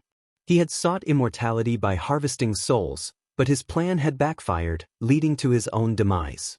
Cursed to suffer in a malfunctioning suit for over 2 centuries, he had eventually been found by a new lord who offered him a second chance and freed him from his curse. As Todoroki, Angela, and Kendo processed the horror of William's past, William declared the end of his tale. He summoned 2 knives, ready to attack. Todoroki reacted swiftly, unleashing his fire, but William dodged and was met with a barrage of ice. He cut through the ice with his knives and launched a flurry of blades toward Todoroki. Todoroki evaded, while Angela skillfully dodged the incoming knives and countered with a punch that sent William crashing to the ground. William, undeterred, retaliated with a series of knife attacks that Angela barely managed to evade, sustaining a minor cut. She countered with a gust of wind, but William leaped away just in time to avoid Todoroki's fire. As William charged at Todoroki, ice spikes erupted from the ground, piercing one of William's arms. He jumped back, regenerating quickly, but Angela took advantage of his distraction to kick him, sending him crashing into more ice spikes. William freed himself from the spikes and declared he was done playing. He dropped his knives and charged at Angela, grabbing her by the leg and slamming her into the ground, creating a crater. In an instant, he appeared near Todoroki, slamming Angela against him and sending them both down. He summoned an axe, looming over them, declaring it was time for them to perish. Suddenly, Aizawa intervened, kicking William in the face and sending him stumbling back. He warned William to stay away from his students. Meanwhile, Abaddon was struggling to land a hit on Ender, who kept teleporting. Frustrated, Abaddon noticed the pearl embedded in Ender's chest and decided to focus on it. He began to bulk up, veins appearing across his body, and charged at Ender, slashing through his chest and severing the pearl. Ender let out a distorted scream as his form disintegrated into dust. Back with Albert, he was fleeing from Nightmare, firing flames at the shadows without effect. He realized that shadows needed light and stopped to create a dome of earth. Nightmare unleashed more shadows, but as the dome formed, they vanished. Albert then unleashed blue flames that engulfed Nightmare, who screamed in agony as he was consumed. At the training camp, Aizawa was dodging William's attacks, his quirk neutralizing William's magic. They exchanged blows, both being sent flying back.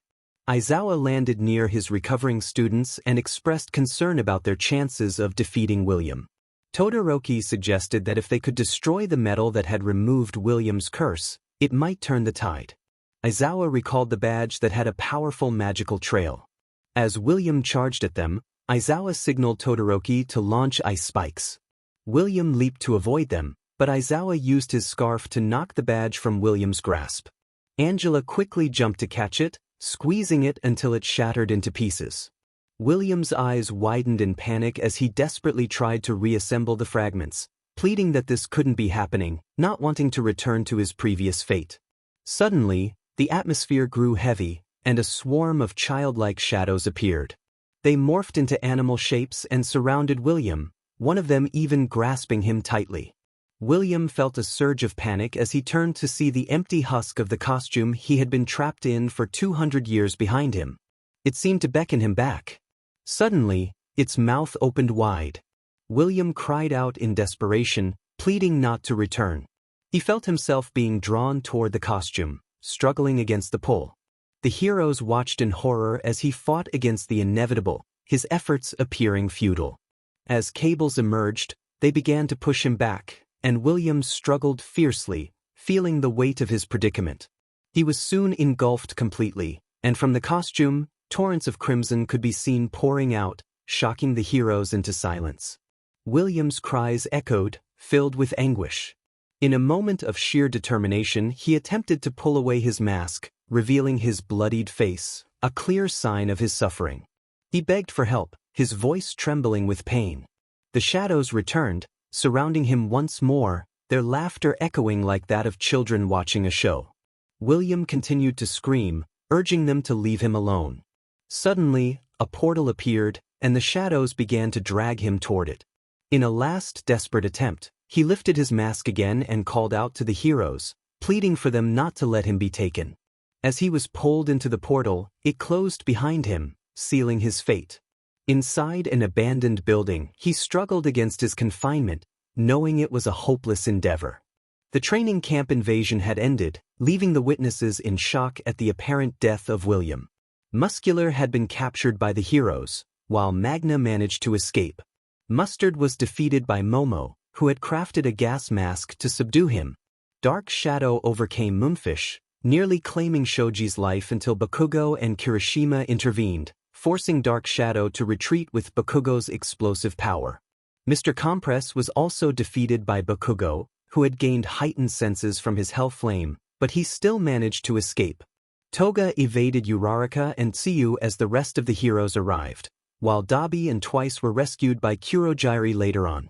Although it was a victory for the heroes, it came at a heavy cost, with 6 students from Class 1B, including Tetsu, having lost their lives at the hands of William. Kaminari and Mineta were also casualties, while Kendo suffered severe injuries, and Pixie Bob was killed by Muscular. Ragdoll was found dead in the forest, presumably at William's hands, bringing the total death toll to 10. The students and heroes were transferred to a nearby hospital for evaluation. The team that had gone to meet Albert after the Hosu incident, including Endeavor, Gran Torino, All Might, and Nizu, arrived at the hospital to check on the students and provide security. In the room where Angela, Todoroki, and Bakugo were being treated, Class 1A entered at Aizawa's request. Mina and Uraraka rushed to hug Angela, expressing their relief at her safety. They were worried about her and couldn't believe she had fought alongside Todoroki and Mr. Aizawa against such a formidable opponent. Toru chimed in, noting that the villain had deserved his defeat. Kirishima, with tears in his eyes, lamented the loss of their classmates, emphasizing that such actions were not manly at all. Angela acknowledged their loss, and Momo added that even though their classmates had their flaws, they were still part of their community. Angela praised Momo for her bravery in defeating one of the villains, and Momo thanked her in return. Tsuyu then checked on Bakugo, who had narrowly escaped being kidnapped, and he insisted he was fine, though Tsuyu noted his typical demeanor. Kirishima turned the conversation to Todoroki, who reassured them that he would be okay. Tenya insisted it was their duty as classmates to care for one another, while Angela tried to ease their concerns, stating they were physically fine. However, a flashback invaded Angela's mind, filled with the haunting screams of William calling for help. The memory left her trembling, and her friends noticed her distress. Todoroki placed a comforting hand on her shoulder, pulling her back to the present. Uraraka asked if she was all right, and Angela hesitantly confirmed that she was. Tenya offered their support, assuring her they were there to listen if something was troubling her. Tears welled in Angela's eyes as she looked at her friends, feeling the weight of her emotions. She apologized, leaving Mina confused and concerned about what was wrong. Todoroki explained that they had been instructed not to disclose certain information, which made it difficult for Angela to hide her feelings. Suddenly, the door opened, revealing the Magic Hero Group and Nizu. Nizu requested to speak with Angela, Todoroki, and Bakugo in private. Tenya quickly agreed, and the rest of Class 1A said their goodbyes as they left the room. Once inside, the heroes urged the students to remain seated, noting their injuries. Endeavor expressed frustration at Todoroki for not being able to defeat the villain, but Aizawa defended him, reminding Endeavor of the difficulty of the opponent. All Might greeted the students, asking how they were doing, and Angela responded that they were fine, though Gran Torino saw through her facade, insisting something was troubling her. Another image of William's desperate pleas flashed in Angela's mind, and she gripped her legs tightly. She confessed that his screams and the images would not leave her alone, causing Aizawa to share his own discomfort at the memory. Nizu suggested therapy with Hound Dog for Angela and Todoroki to help them cope. Todoroki nodded in agreement, and Angela urged them to consider Kendo as well, knowing she had witnessed the loss of her classmates. Nizu agreed to arrange help for Kendo, and All Might express the importance of checking on her. Angela pleaded to be allowed to go with them. "She is my friend." Nizu expressed his agreement with the group's decision. They left the room to visit Kendo, who was resting. Upon entering, they found her staring at the ceiling. Angela rushed to her side and took her hand, concerned for her well-being. Kendo remained fixated on the ceiling, prompting Angela to call out to her again. Kendo's voice was filled with anguish as she questioned what had happened to her friends. Tears welled in her eyes as memories flooded her mind. She sought confirmation that the entity responsible for the tragedy was not human, recalling the words spoken about a demon, a lord of hell. Confusion and fear gripped her as she turned to face her friends, tears streaming down her cheeks. The sight of her suffering affected everyone, even Bakugo and Endeavor, who recognized the weight of her pain. Angela felt it was essential for Kendo to know the truth after everything she had endured. She looked to Nizu, who nodded in agreement. With a heavy heart, Angela began to explain everything they knew about the situation, including the involvement of Midoriya, Abaddon, and the other demons, as well as the Lords of Hell and Albert. Kendo absorbed the information, acknowledging the enormity of what she had just learned. Angela's expression reflected her sympathy for Kendo's plight. Suddenly, a flash of light illuminated the room as a portal opened, revealing Albert and Abaddon. The group turned to face them, curiosity etched on their faces. Angela inquired about Albert's presence, to which he replied that he had come to investigate the news of the attack, suspecting a demon's involvement. Nizu approached Albert, introducing himself as the principal of UA. They exchanged pleasantries, and Albert's gaze fell upon Kendo, noticing her injuries. He approached her with concern, offering his assistance. With a gentle touch on her forehead, Albert channeled a green energy that flowed through Kendo's body, healing her wounds. After a few moments, he withdrew his hand, and Kendo felt a wave of relief wash over her. Grateful, she thanked him, and he assured her it was no trouble. Abaddon, eager to get to the point, urged them to explain what had transpired. Angela recounted the events, and Kendo shared her encounter with William, detailing the tragic loss of her friends. The heroes and Albert felt a surge of anger as they listened to her story. Angela continued, describing her own battle and the horrors William had inflicted, which only intensified the adult's fury. Albert noted the unusual nature of a demon inhabiting a human body, while Abaddon acknowledged the novelty of the situation. Endeavor pointed out that only 5 lords remained, but Albert warned that the presence of more advisors could pose a significant threat. When the group looked at him in confusion, he took a moment to explain his and Abaddon's encounter with Nightmare and Ender, revealing Nightmare's role as an advisor. Nizu realized the implications, suggesting that there could be more like Nightmare. Gran Torino added that if they were as powerful as Nightmare, they were indeed in danger.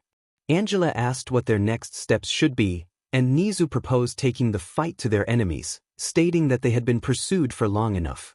Aizawa sought clarification, and Nizu explained that Momo Yaoyorozu had placed a tracker on the villains they had defeated but who managed to escape. The revelations sparked excitement among the group, as they realized they could locate the villain's hideout, and Albert noted that Midoriya might be there as well. Abaddon expressed his eagerness, while Endeavor and Bakugo voiced their desire for retribution, causing a moment of awkwardness in the room. Albert cautioned that the mission would be dangerous, but together they could overcome the threat. Kendo, determined to join the fight, surprised everyone by asking Albert to perform the same ritual on her that he had done for the others. Albert was taken aback by her request, but Kendo expressed her strong desire to fight back against the monster responsible for her friends' deaths. With a fond smile, Albert agreed to help her.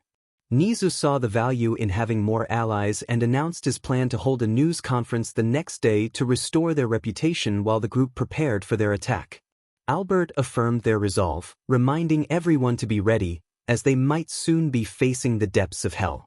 The press conference Principal Nizu was giving was being transmitted across Japan. Aizawa and Vlad King were present to lend credibility to the event. The tragic loss of 10 lives in the recent attack was a national concern. Nizu aimed to reassure the public of UA's safety and promised that the attack would not go unpunished. Meanwhile, the heroes were tracking a signal, with only those wielding hell flames present, now including Kendo after her own challenging ordeal. Albert and Abaddon shadowed them as backup, intent on confronting the devil. As they stealthily approached their destination, the heroes finally reached what appeared to be a warehouse. All Might took the lead, moving cautiously toward the entrance. Just as he was about to open the door, A tremendous explosion erupted, sending the heroes tumbling backward. Endeavor exclaimed in shock as they regained their footing, only to hear footsteps and applause echoing from within the building. A familiar voice taunted them, congratulating All Might for finding him after a long time. All Might and Gran Torino's eyes widened in recognition as the smoke cleared, revealing a tall man with gray hair and eyes, dressed in a suit. All Might's expression turned grim as he realized who stood before them. Angela was taken aback, recalling that All Might had claimed to have defeated this villain. All Might demanded to know how he remained unharmed, to which the villain responded with a mocking laugh, revealing that a mutual acquaintance had restored his appearance. Albert's eyes widened in realization, and he shared his thoughts with Abaddon, suggesting they only intervene if Midoriya appeared, noting that while this foe was formidable, he was still human. They remained vigilant. All for one advanced toward the group, expressing his delight at the confrontation. He charged his arm and unleashed a shockwave toward the heroes, forcing Endeavor and Shoto to defend against the attack. Aizawa rushed forward, using his scarf to immobilize All for One, but the villain effortlessly countered, throwing Aizawa aside. Angela charged in, landing several punches that only slightly staggered him before he caught her fist and sent her flying. Bakugo rushed at All for One, unleashing a barrage of explosions. However, when the smoke cleared, All for One appeared unscathed and annoyed, chastising Bakugo for damaging his suit.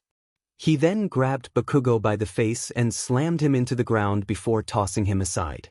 All Might seized the opportunity and struck All for One, sending him flying. The villain quickly regained his footing and caught All Might's next punch, taunting him about their long-standing rivalry. All Might, losing his composure, retaliated with another punch, but All for One skillfully dodged and countered, lifting All Might off the ground and spinning him before throwing him into Gran Torino, both heroes colliding. A shadow loomed above All for One, who narrowly avoided a powerful punch from Kendo. He acknowledged her quirk with a smirk before levitating and transforming his arm into a massive weapon. He declared that he would not hold back this time, promising All Might that he would meet his end. All for One charged at All Might, who prepared for the impact. Their punches collided with tremendous force, creating a shockwave that flattened nearby buildings and sent everyone reeling. Even Albert and Abaddon struggled to maintain their footing. The two heroes found themselves in a stalemate. All for One expressed disbelief, while All Might revealed that he too had received a recent boost in power. Energy surged through All Might's arm, intensifying his strength. The pressure he exerted caused All for One's arm to tremble, and with a final surge of energy, All Might's punch shattered All for One's arm, bypassing his defenses. All Might dropped to one knee, coughing from the exertion. He stood and approached the defeated villain, declaring that it was over. All for One, in disbelief, lamented being overpowered once again. All Might demanded to know the whereabouts of his league. All for One smugly revealed that they had anticipated the attack and were safe, ready to continue his legacy. He then called out for Midoriya, and in a flash of light, Izuku appeared on the battlefield, taking in the chaotic scene. He remarked on the predicament All Might had found himself in, noting that he had warned him about this outcome. Izuku then spotted Albert and Abaddon, acknowledging their presence with a hint of sarcasm. Now, what is my purpose here again? All for One commanded destruction. Izuku questioned if that meant by any means necessary. All for One confirmed it, prompting Izuku to declare he would need more power to confront Harry Potter, indicating he would be taking his payment. Suddenly, All for One screamed in pain as red veins surged across his body. The onlookers watched in horror as his soul was stripped away, only for Izuku to absorb it. He remarked that nothing like a small meal before a battle was ever unwelcome. Turning to the heroes, small sparks of lightning danced around him. Albert's eyes widened in shock, and he shouted for everyone to step back, warning that Izuku was now more powerful than before.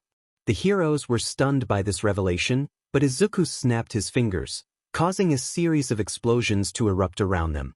Fortunately, Albert created an energy shield to protect them. Once the shield dissolved, Albert urged everyone to move quickly.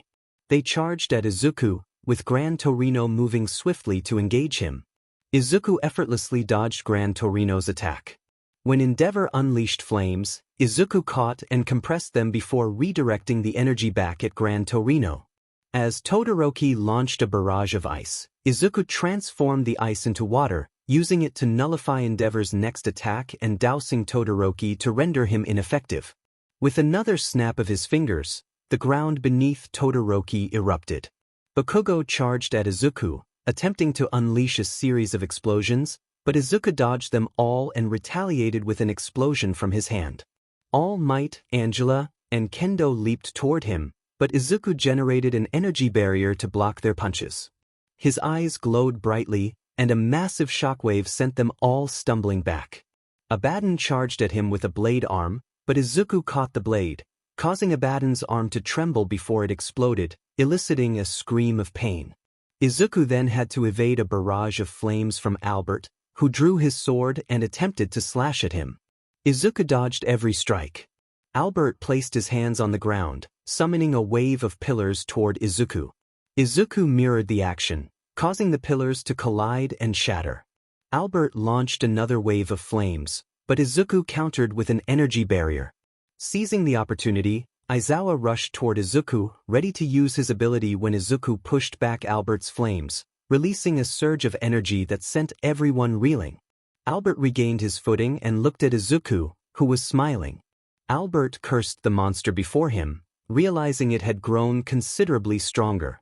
Abaddon noted that this was part of Izuku's normal power. Endeavor questioned what he meant. Izuku laughed, mocking them for their pathetic state. The group of heroes regrouped in front of Izuku. He proclaimed he was feeling generous and offered them a deal. If they stopped interfering, he wouldn't kill them. He warned them not to make his life difficult, or he would make theirs short. Albert refused to make deals with demons, while Endeavor demanded to know why Izuku was in their world.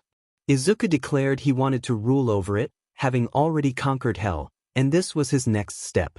Albert dismissed the idea as a dream. Izuku laughed, asserting they needed a leader and suggested he could enslave them. Bakugo vehemently rejected the notion, telling Izuku to go away.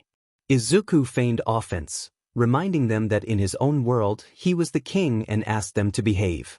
All Might declared they wouldn't allow him to enslave their world. Izuku insisted he was joking about enslavement, claiming he would free their dimension to do anything he pleased. Angela questioned what he meant by free. Izuku described a world without order, where laws were undefined, and chaos would reign. He painted a picture of endless parties and a host that never died, proposing they join him and gain power without the constraints of laws. Albert declined the offer. Izuku lamented that it was a shame, but the time for play was over. He raised himself into the sky, opening his palm to reveal a massive energy ball. He challenged Albert to nullify it and hurled it toward the heroes, laughing maniacally. Albert attempted to contain the energy as he had before, but this time it was too overwhelming. Todoroki insisted there had to be a way to defeat Izuku. Kendo agreed, but Albert struggled to think clearly. Abaddon suggested that Izuku was not his true self but rather a projection, and something must be enabling this projection in their dimension. This explained why he had been weaker before. His power was still transferring. Angela asked what the projector could be. Abaddon theorized it was the pearl atop Izuku's walking stick. Aizawa urged them to retrieve it, suggesting the fastest among them should go. All Might admitted he was too exhausted from his previous efforts. Bakugo argued for the second fastest. Gran Torino declared himself out of commission. The only one left was Angela, who hesitated at first but was encouraged by Abaddon to act quickly. Angela took a deep breath and agreed to go, determined to send Izuku back to hell. She dashed from behind Albert toward Izuku. Noticing her approach, Izuku conjured spikes from the ground. Angela leaped over them, and as Izuku sent pillars her way, she used them as stepping stones to get closer. Annoyed by her persistence, Izuku unleashed shadows to attack her. Angela dodged, sustaining some bruises from near misses. Switching tactics, Izuku aimed a finger at her, firing lasers. One struck her shoulder, and another hit her hand, but she pressed on, undeterred. She then jumped and tried to grab Izuku's scepter. Izuku felt a surge of panic as he realized what was happening. He lost control of the energy ball, which Albert redirected back toward him. Surprised, Izuku was struck by the energy ball, giving Angela the opportunity to snatch the scepter away. She landed gracefully on the ground, placing her good hand on the pearl and pressing it firmly until it shattered. Izuku exclaimed in dismay, realizing the effort it took to create such a powerful artifact. As he watched, his body began to disintegrate into dust. He cursed his enemies, vowing that he would return, and when he did, they would regret their actions. With that, his form completely turned to dust. The heroes breathed a collective sigh of relief. Abaddon remarked that this would keep Izuku off their backs for a while. Albert admitted that he felt nervous about Izuku's eventual return. In hell, a figure sat on a throne, flanked by two others. Izuku seethed with anger, promising that the girl would regret her actions when he returned. He vowed to ensure that his enemies faced a fate they could not imagine.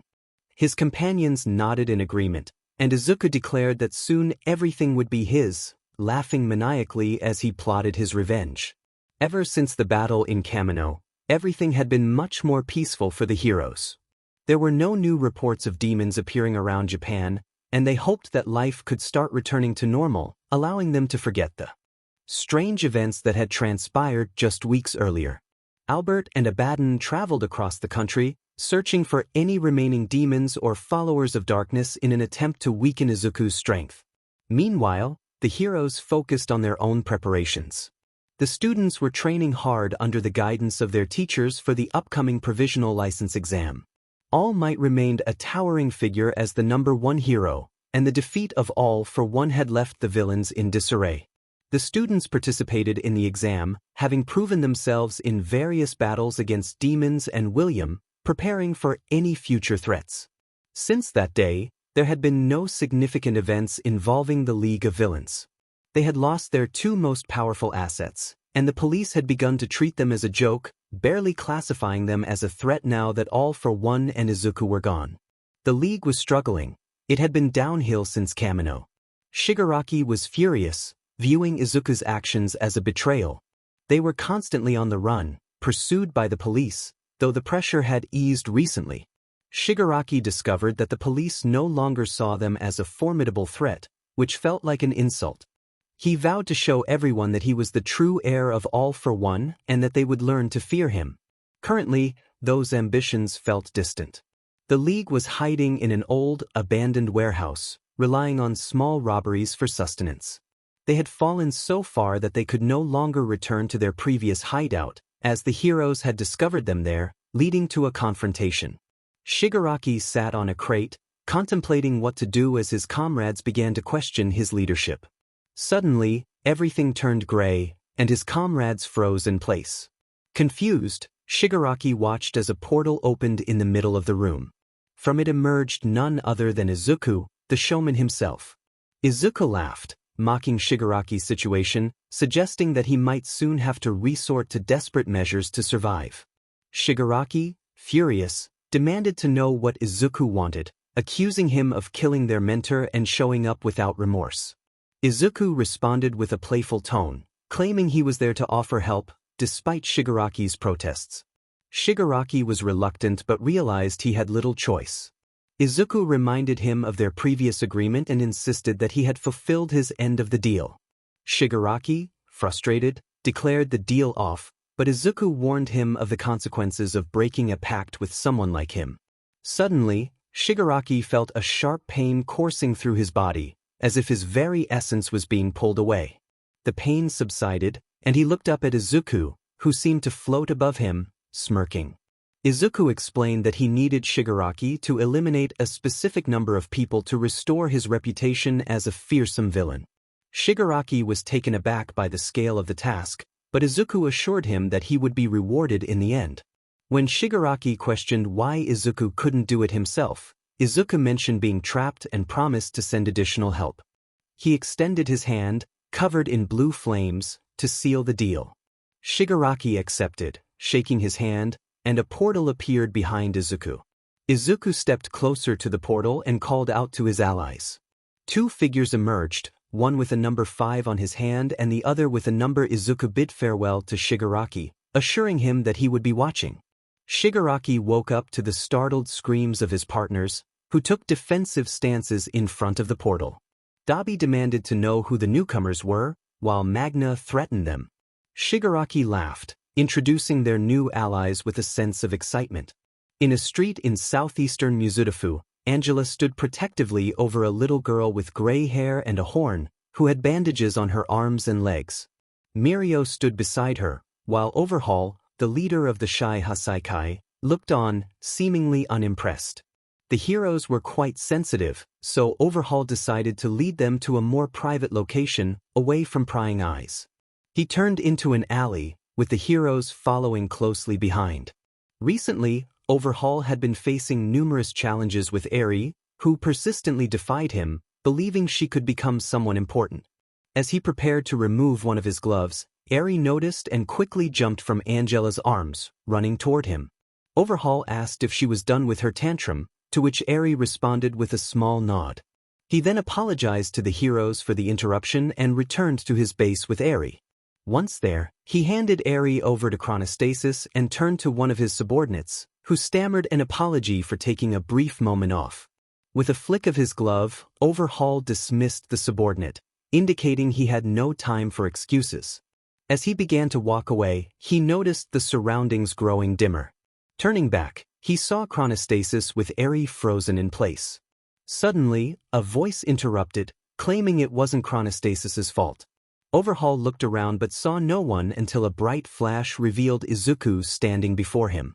Izuku introduced himself with enthusiasm, and as he approached Overhaul, the latter pushed him away, wary of any potential illness. Izuku laughed, assuring him he had survived many ailments and began to admire Overhaul's base, humorously suggesting it should be called the bird's nest. Overhaul contemplated Izuku's appearance and demeanor, noting that despite his unassuming look, there was something unsettling about him. Izuku revealed he had been monitoring Overhaul's recent project, expressing delight at the sounds of Eri's suffering, which he found exhilarating. Overhaul was taken aback by Izuku's madness but intrigued by his proposal to assist in erasing quirks. Izuku offered resources in exchange for a favor, prompting Overhaul to question his intentions. Izuku explained the symbolism of Overhaul's bird mask, linking it to the Black Death, a historical plague that had caused immense suffering. He suggested it was time for Overhaul to embody that legacy. Overhaul questioned whether Izuku wanted him to eliminate someone, to which Izuku replied that he knew it wouldn't be difficult for him. Izuku disclosed that he was currently confined to a metaphysical state and could not act directly. He urged Overhaul to prepare for an impending raid by the heroes, encouraging him to unleash his darker side and cause chaos. Overhaul reluctantly agreed, realizing that if he could eliminate the heroes, he would gain the resources he desired. Izuku's request expanded to include causing widespread destruction in the nearby urban areas. With a handshake engulfed in green fire, their deal was sealed. Izuku then declared it was time for him to leave, reminding Overhaul that reality was an illusion before vanishing in another flash of light. Overhaul surveyed his surroundings, noting Chronostasis carrying Eri away. He shook his head, contemplating Izuku's true motives while preparing for the upcoming confrontation with the heroes. 1 week later, the heroes and police gathered outside the Yakuza hideout. Angela and Mirio vowed to save Eri. A policeman knocked on the door, announcing their presence. As the door creaked open, a hand emerged, and the policeman disintegrated before the heroes' eyes.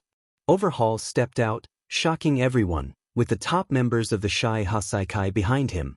He welcomed the heroes to their home, regretfully informing them that they were not accepting visitors and bidding them farewell. Overhaul commanded his allies to eliminate the nearby threats.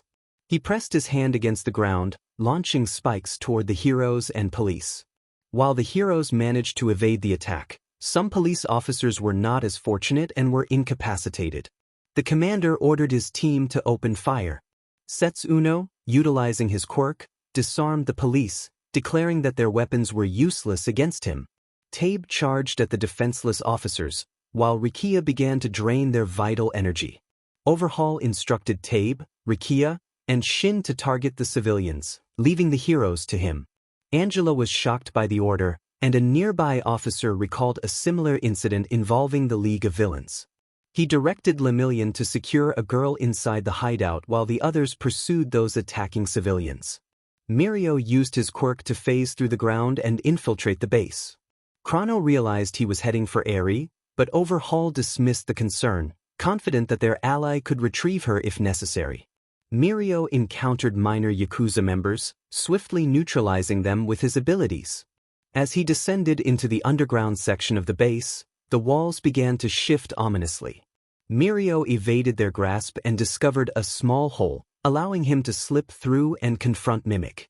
Upon seeing Mirio, Mimic was met with a powerful punch that silenced him. Mirio quickly secured Mimic and continued his search, ultimately finding Eri trapped in a room. Above ground, Shin, Rikiya, and Tabe wreaked havoc in the urban area, following Overhaul's orders. Tabe continued his rampage, consuming anyone in his path, while Rikiya drained their energy. Shin fired at fleeing civilians until Rocklock intervened, drawing their attention. Tabe lunged at Rocklock, who deftly sidestepped, revealing Uraraka. She used her quirk to summon rubble from the destroyed buildings, which fell upon Tabe, incapacitating him. As Tabe struggled, Rocklock pinned him down with a large boulder, preventing him from escaping. Ryukyu charged in, tackling Rikiya, while Nijire provided support from a distance. Rikiya, having absorbed significant energy, was close to overpowering Ryukyu, but she refused to back down. She slammed Rikiya against a building and then threw him to the ground. As he attempted to rise, Ryukyu stepped on his chest and leaped back, driving him further into the ground. Nijire unleashed a massive shockwave that knocked Rikiya out completely. In the Shai Hasaikai hideout, Rappa charged at Kirishima and Fat Gum, while Setsuno attempted to use the stolen weapons. Aizawa intervened, using his scarf to restrain Setsuno and prevent him from activating his quirk. Didoro unleashed a wave of nausea, complicating the hero's efforts. Aizawa, recognizing Didoro's quirk, slammed Setsuno into him, sending both crashing against a wall. Meanwhile, Yu was engaged in battle with Tamaki and Bubble Girl. Tamaki struggled to penetrate Yu's defenses, but Bubble Girl devised a plan, enveloping Yu in bubbles that obscured his vision. Seizing the opportunity, Tamaki transformed his hands and began to stomp on Yu, finally breaking through his defenses. Fat Gum was enduring a relentless barrage of punches from Rappa, absorbing the damage in preparation to retaliate. As he grew thinner, his defenses weakened, prompting Kirishima to step in and shield him from Rappa's attacks. Just as Rappa and Kirishima were about to collide, Tengai raised a barrier, absorbing the impact and sending Kirishima back. This allowed Fat Gum to concentrate the shock in his hand, preparing to unleash it.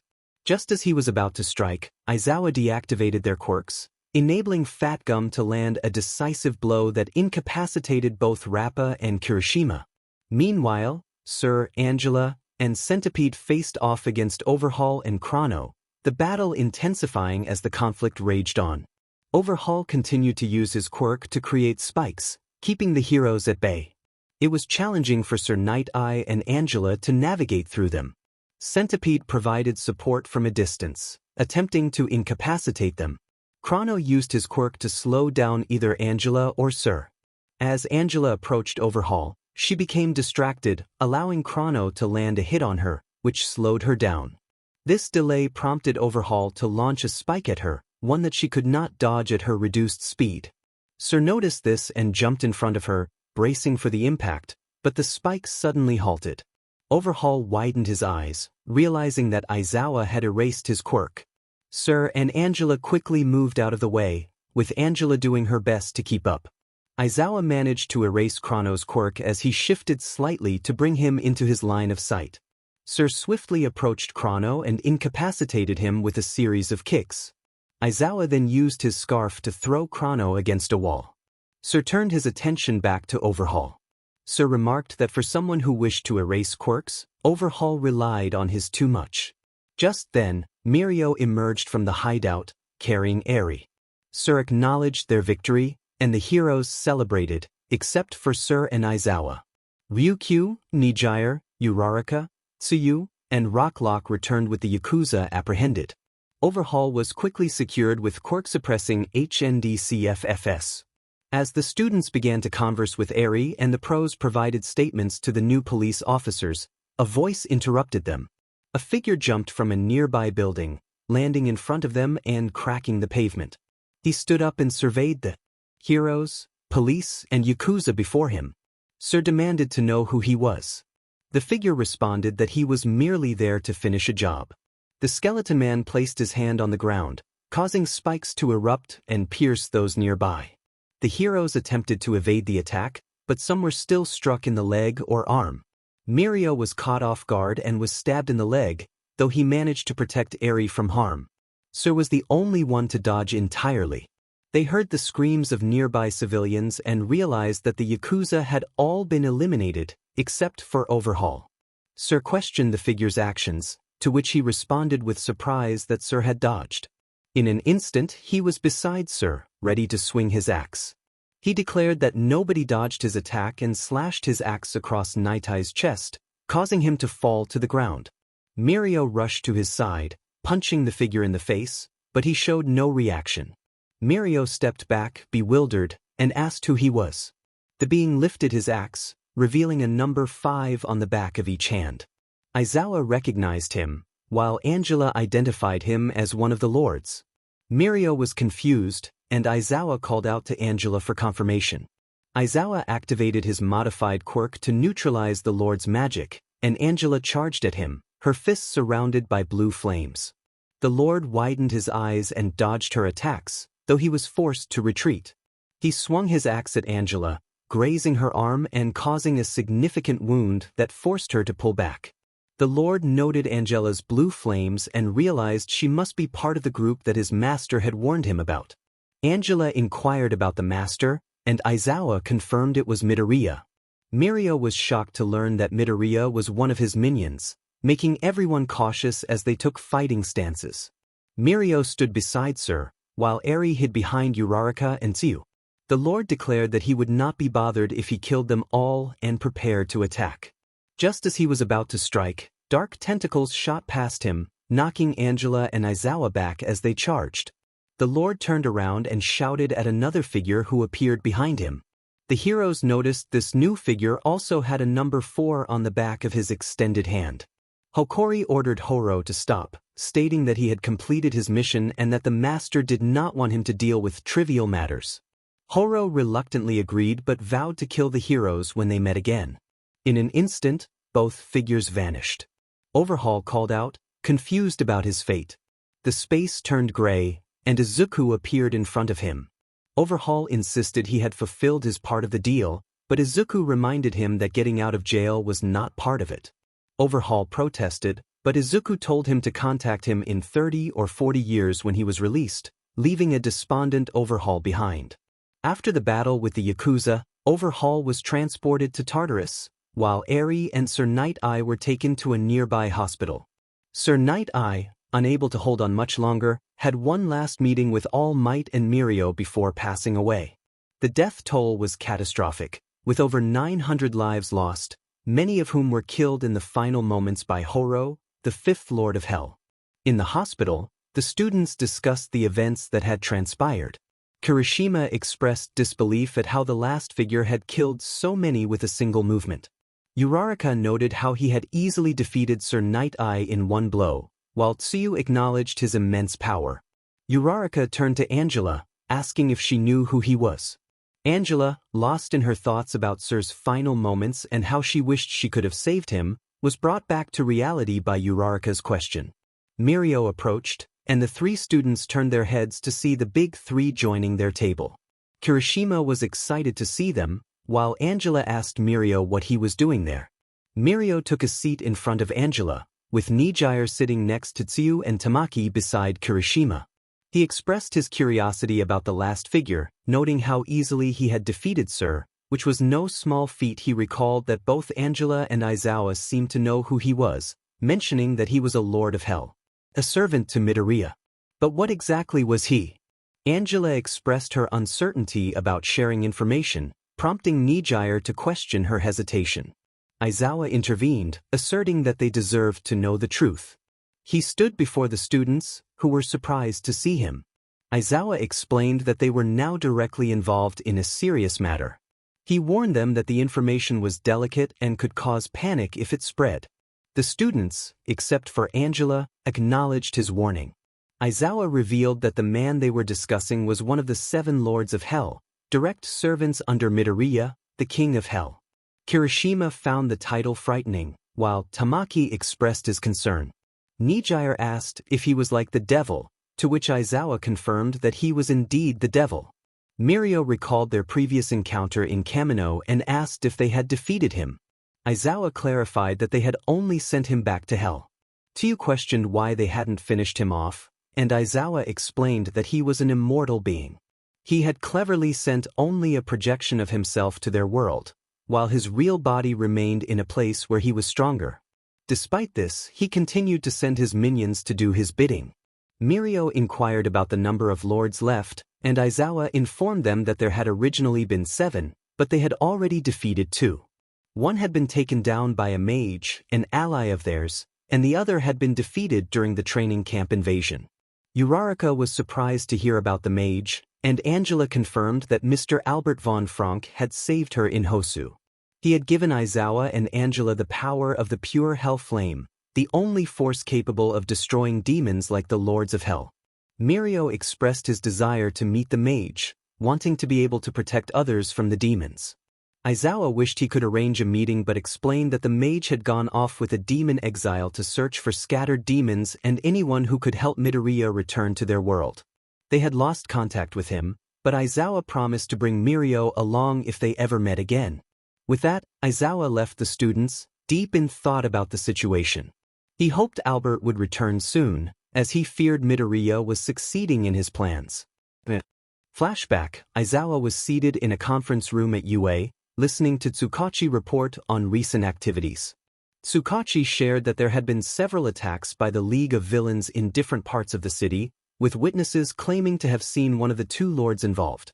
They speculated that the battle with the Shai Hasaikai had been part of Midoriya's strategy, but their attempts to interrogate Overhaul had yielded no information. Nizu noted that the attacks seemed random but suspected a pattern, though Midoriya was too clever to reveal it. All might emphasize the urgency of stopping Midoriya, as Albert had warned that he might be trying to enter their dimension in his true form. Mike grimly remarked that if that happened, it would be game over. Nizu questioned how Midoriya could achieve such a feat, and Aizawa recalled that Albert had mentioned the devil opening a portal to Earth during the Black Death due to the concentration of negative energies. Nizu concluded that replicating such an event would require a far greater loss of life. As the flashback ended, Aizawa reflected on how far ahead Midoriya seemed to be in his plans. Meanwhile, in a regular house in Musutafu, La Brava complained to Gentle about the lack of views on his videos, feeling overshadowed by the Shai Hasaikai. Gentle encouraged her to be patient, reminding her that great things take time. La Brava insisted it was unfair, arguing that Gentle's work was art compared to the petty crimes of others. Gentle reassured her that soon, everyone would know his name. Suddenly, a mysterious voice caught their attention, prompting Gentle to demand the presence of whoever was speaking. A bright flash of light revealed the King of Hell himself before them. La Brava gasped, and Gentle prepared to confront the figure, but his attack passed right through him. The ghostly Izuku, appearing more two-dimensional than real, greeted Gentle with a playful tone. Gentle was intrigued by this two-dimensional ghost and questioned why he would ally himself with someone like him. Izuku explained that they shared a common dream and that achieving such dreams often required sacrifice. He offered to help Gentle achieve fame and leave a mark on history, but in return, Gentle would need to assist Izuku in reaching his own dream. Gentle was taken aback but curious about the proposition. Izuku clarified that he lacked a physical form in this world, but his allies were working hard to help him. Gentle, intrigued and eager for the opportunity, asked what he needed to do. Izuku revealed that Gentle would play a crucial role in fulfilling both their dreams. Assault UA and take down as many students and teachers as possible. Gentle was taken aback by the suggestion. He had never considered such a drastic action. Izuku explained that dreams require sacrifice, and if one cannot make sacrifices, they would never achieve their ambitions. He framed the situation as a small price to pay for salvation and asked Gentle if he was willing to pay it. After a moment of contemplation, Gentle agreed, realizing that this was the sacrifice he needed to make. Izuku praised his choice and extended his hand, revealing a green energy orb floating above it. Gentle placed his hand over the orb, sealing the deal as it began to glow brighter, enveloping the room in light. On top of a building, Gentle and La Brava gazed down at the streets of Musutafu, with UA Academy visible in the distance. La Brava expressed her concern about their plan, but Gentle reassured her that he would not force her to join him. She insisted that she would never leave his side. Suddenly, a ghostly figure appeared behind Gentle, revealing Midoriya. He reminded Gentle that they were running out of time. Gentle apologized for the delay, explaining that he needed to adjust to his newfound power and that attacking during the cultural festival was the best opportunity. Midoriya urged him to hurry, and Gentle declared that he would fulfill his wishes. With that, Gentle took out his clock, ready to begin their plan.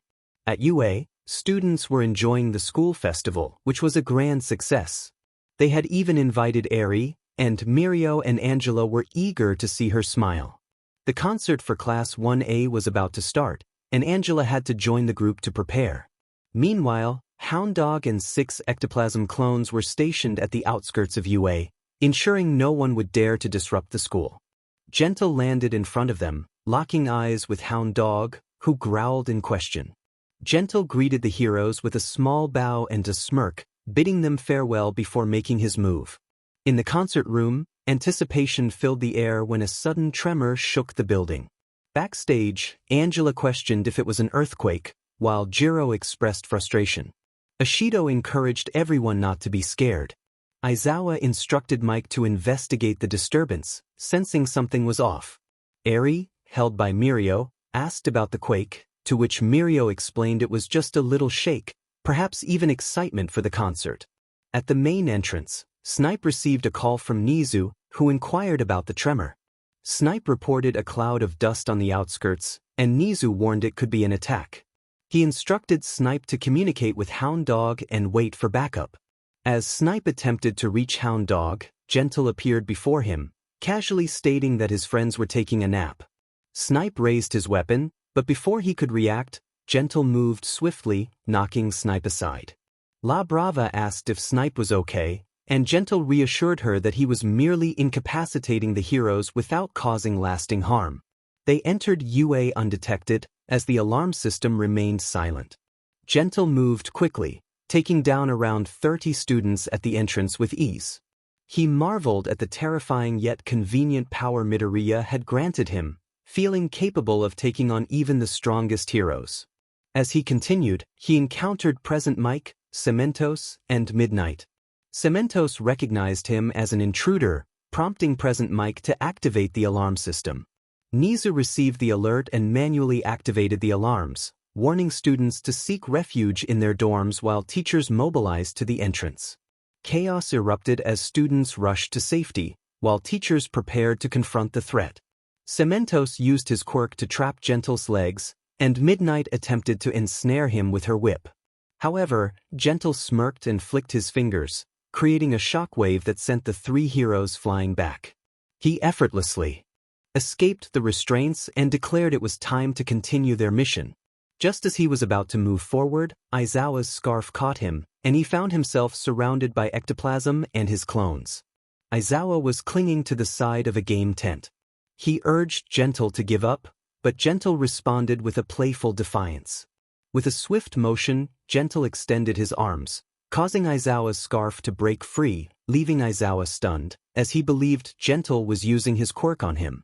Gentle then pulled La Brava close and, with a quick spin, sent ectoplasm and the clones flying away. After setting La Brava down, he leaped toward the still-dazed Aizawa, who barely had time to raise his arms in defense. The impact sent Aizawa crashing backward, and he felt a sharp pain, suspecting he had sustained injuries. As he rolled on the ground, he glanced at Gentle, noticing something he had overlooked earlier. Aizawa pondered the strange magic trace he had seen, questioning what it meant. The heroes stared at Horo in shock, unprepared for his sudden appearance.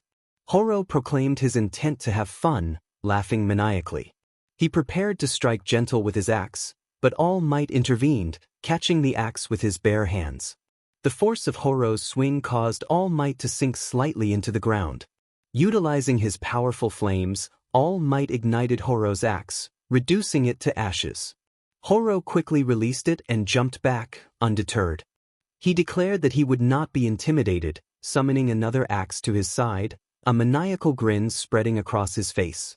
Suddenly, bone spears erupted from the ground, targeting the students of Class 2A. Just as Horo prepared to summon more, he felt his magical energy restricted. Aizawa had activated his improved quirk, limiting Horo's abilities. Confused, Horo was caught off guard when All Might charged in and kicked him in the face. Though the blow only pushed Horo back slightly, it left a small burn mark on his cheek. Horo laughed, declaring that it would take more than that to defeat him. Realizing the situation was dire, All Might instructed the principal to evacuate the students. Horo, refusing to let that happen, charged at All Might, smashing his axe against All Might's arm. The attack left a severe cut, but All Might remained resilient. Horo then turned his attention to the students, but a barrage of flames erupted, forcing him to dodge. He focused on Todoroki, running toward him with a disdainful remark about his power. In a swift motion he swung his axe, and Todoroki's arm fell to the ground, causing him to cry out in pain. Angela rushed to Shoto's side, but Horo easily sidestepped her punch and retaliated with a brutal strike to her stomach, sending her flying. Bakugo, enraged, unleashed a series of explosions that forced Horo to retreat. He called out to Tenya, urging him to help the injured students. Tenya quickly took Angela and Todoroki, rushing to find Recovery Girl for assistance. Meanwhile, the rest of the class attempted to escape, but Horo was relentless. He dashed past Bakugo, severing his arm in the process, and struck Mino with his axe. Angela, barely conscious, witnessed the tragic fate of her friend.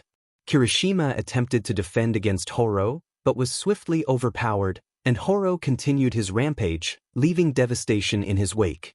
Aizawa managed to grab Horo with his scarf, throwing him back, but Horo landed on his feet and broke free. He charged at Aizawa, swinging his axe, causing Aizawa to fall to the ground, shielding his eyes. Horo turned to unleash his magic, but nothing happened. Aizawa, with one eye open, revealed that Horo had missed him. Before Horo could react, Bakugo launched a massive explosion, catching Horo off guard. Though he withstood the blast, burn marks covered his body. Horo scoffed at Bakugo's attempt, while Bakugo clarified that he was merely trying to stall him.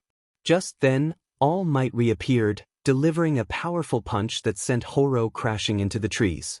As Horo struggled to rise, he was met with a massive hand that slammed him back into the ground. Kendo repeatedly struck him, each blow weakening him further as the flames continued to damage his body. Despite his injuries, Horo managed to grab Kendo's hands, but the heat forced him to throw her away. All Might returned, delivering another punishing blow that sent Horo staggering. Horo dodged an explosion from Bakugo, only to find Aizawa's gaze upon him. In that brief moment, Horo unleashed a flurry of bone spears, the cries of the UA students echoing around them.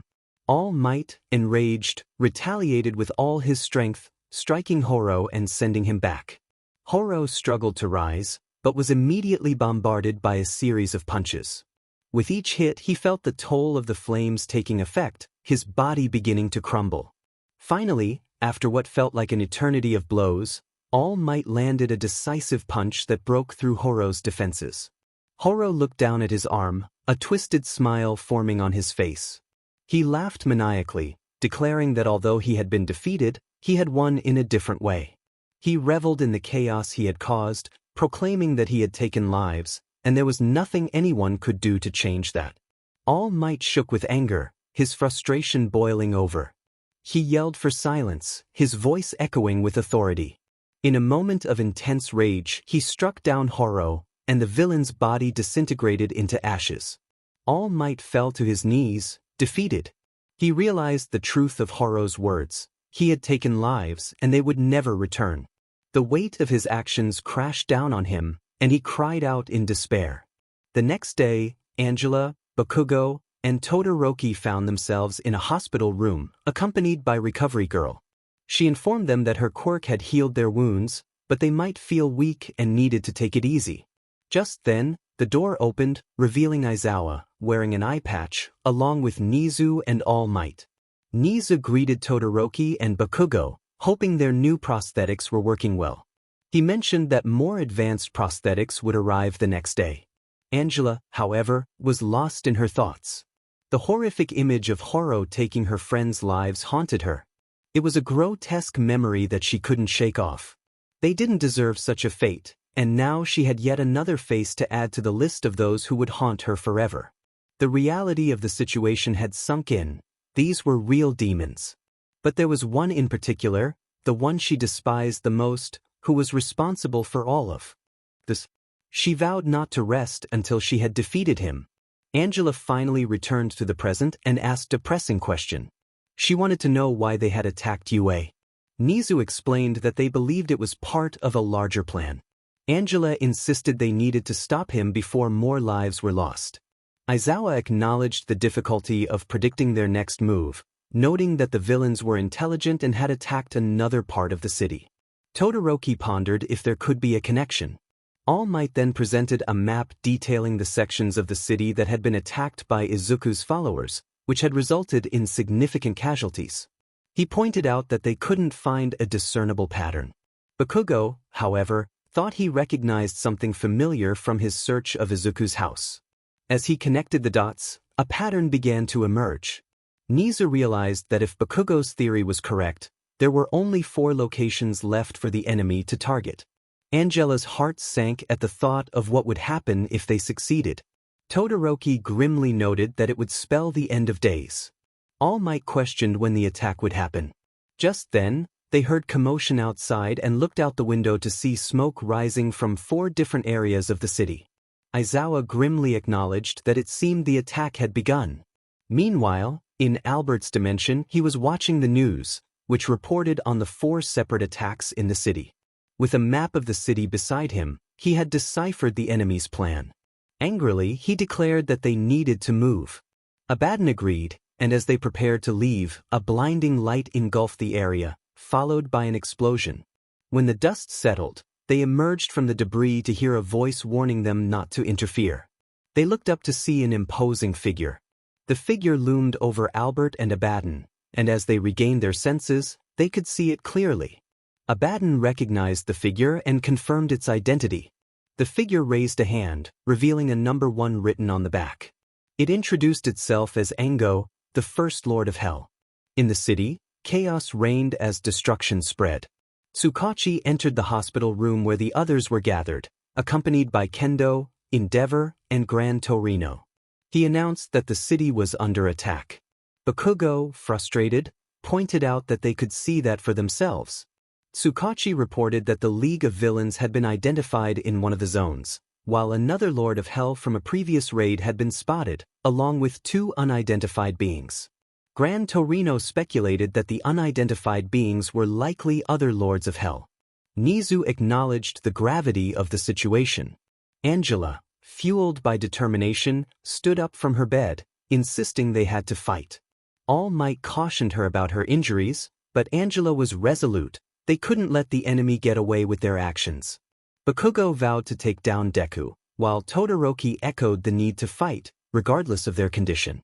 Nizu sighed, realizing they wouldn't be convinced to stay behind.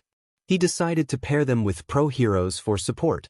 Tsukachi suggested that the League should be handled by UA staff and other heroes, while those with Hell Flames should confront the Lords immediately. Nizu agreed to this plan. Time passed, and the streets were littered with bodies, each one marked by a piercing wound. Aizawa, Bakugo, and Kendo moved cautiously through the chaos. They soon spotted a Lord of Hell attacking a civilian with a tentacle. Bakugo shouted in anger, but the Lord merely acknowledged their presence with indifference. The Lord of Hell, named Hokori, revealed that he had just claimed his 2,000th victim but could use the heroes to regain some strength. As his 6 tentacles extended to attack Bakugo, Aizawa quickly pulled him back with his scarf. Kendo attempted to sever the tentacles with her hands, but Hokori retracted them. Aizawa reminded Bakugo to be cautious, as he was still recovering. Kendo warned them that the tentacles were coming again, and they dodged the attacks while Bakugo used his explosions to keep them at bay. Hokori retaliated by grabbing a car with his tentacle and hurling it at the heroes. They leaped to avoid the vehicle. The tentacles struck Kendo multiple times, forcing her to retreat. Bakugo tried to close in on Hokori, but one of the tentacles sent him crashing into a building. Aizawa rushed to Bakugo's side, but Hokori unleashed his tentacles against him. Aizawa skillfully dodged and captured one of the tentacles with his scarf, surprising Hokori. Aizawa called out to Kendo, who enlarged her hands and delivered a powerful hammer punch, burying Hokori underground. Kendo maintained her momentum, striking Hokori repeatedly as the flames enveloped him. In a surge of strength, Hokori broke free from Aizawa's scarf, using his tentacles to strike Kendo, lifting her briefly before tossing her aside. Hokori stood up, visibly irritated, ready to attack again when Bakugo intervened, unleashing a massive explosion. From the rubble, Hokori emerged, furious yet grinning maniacally. He taunted them, declaring his resilience as a lord of hell, and unleashed his tentacles at greater speeds. They managed to dodge, but the tentacles grazed them, leaving deep cuts. In another part of the city, Todoroki and Endeavor were taken aback by the sight before them. A dark figure loomed over a lake of blood. Endeavor demanded to know who it was, and the figure introduced himself as Maguru, the third Lord of Hell. Recognizing the threat, Endeavor launched his hell flames, but Maguru countered with a black, ink-like substance that formed a barrier, preventing the flames from reaching him. Maguru acknowledged Endeavor's flames as problematic, and from the ink, spikes began to form. Todoroki quickly created an ice platform to protect them. As Maguru unleashed a barrage of spikes, Endeavor vaporized them with his flames. Endeavor then leaped high, crafting a flame whip to destroy the guns that emerged from the ink, narrowly missing Maguru. Activating his jet boots, he flew down, delivering a powerful blow to Maguru's face, sending him crashing into nearby buildings. Turning to Shoto, Endeavor explained how a true hero operates.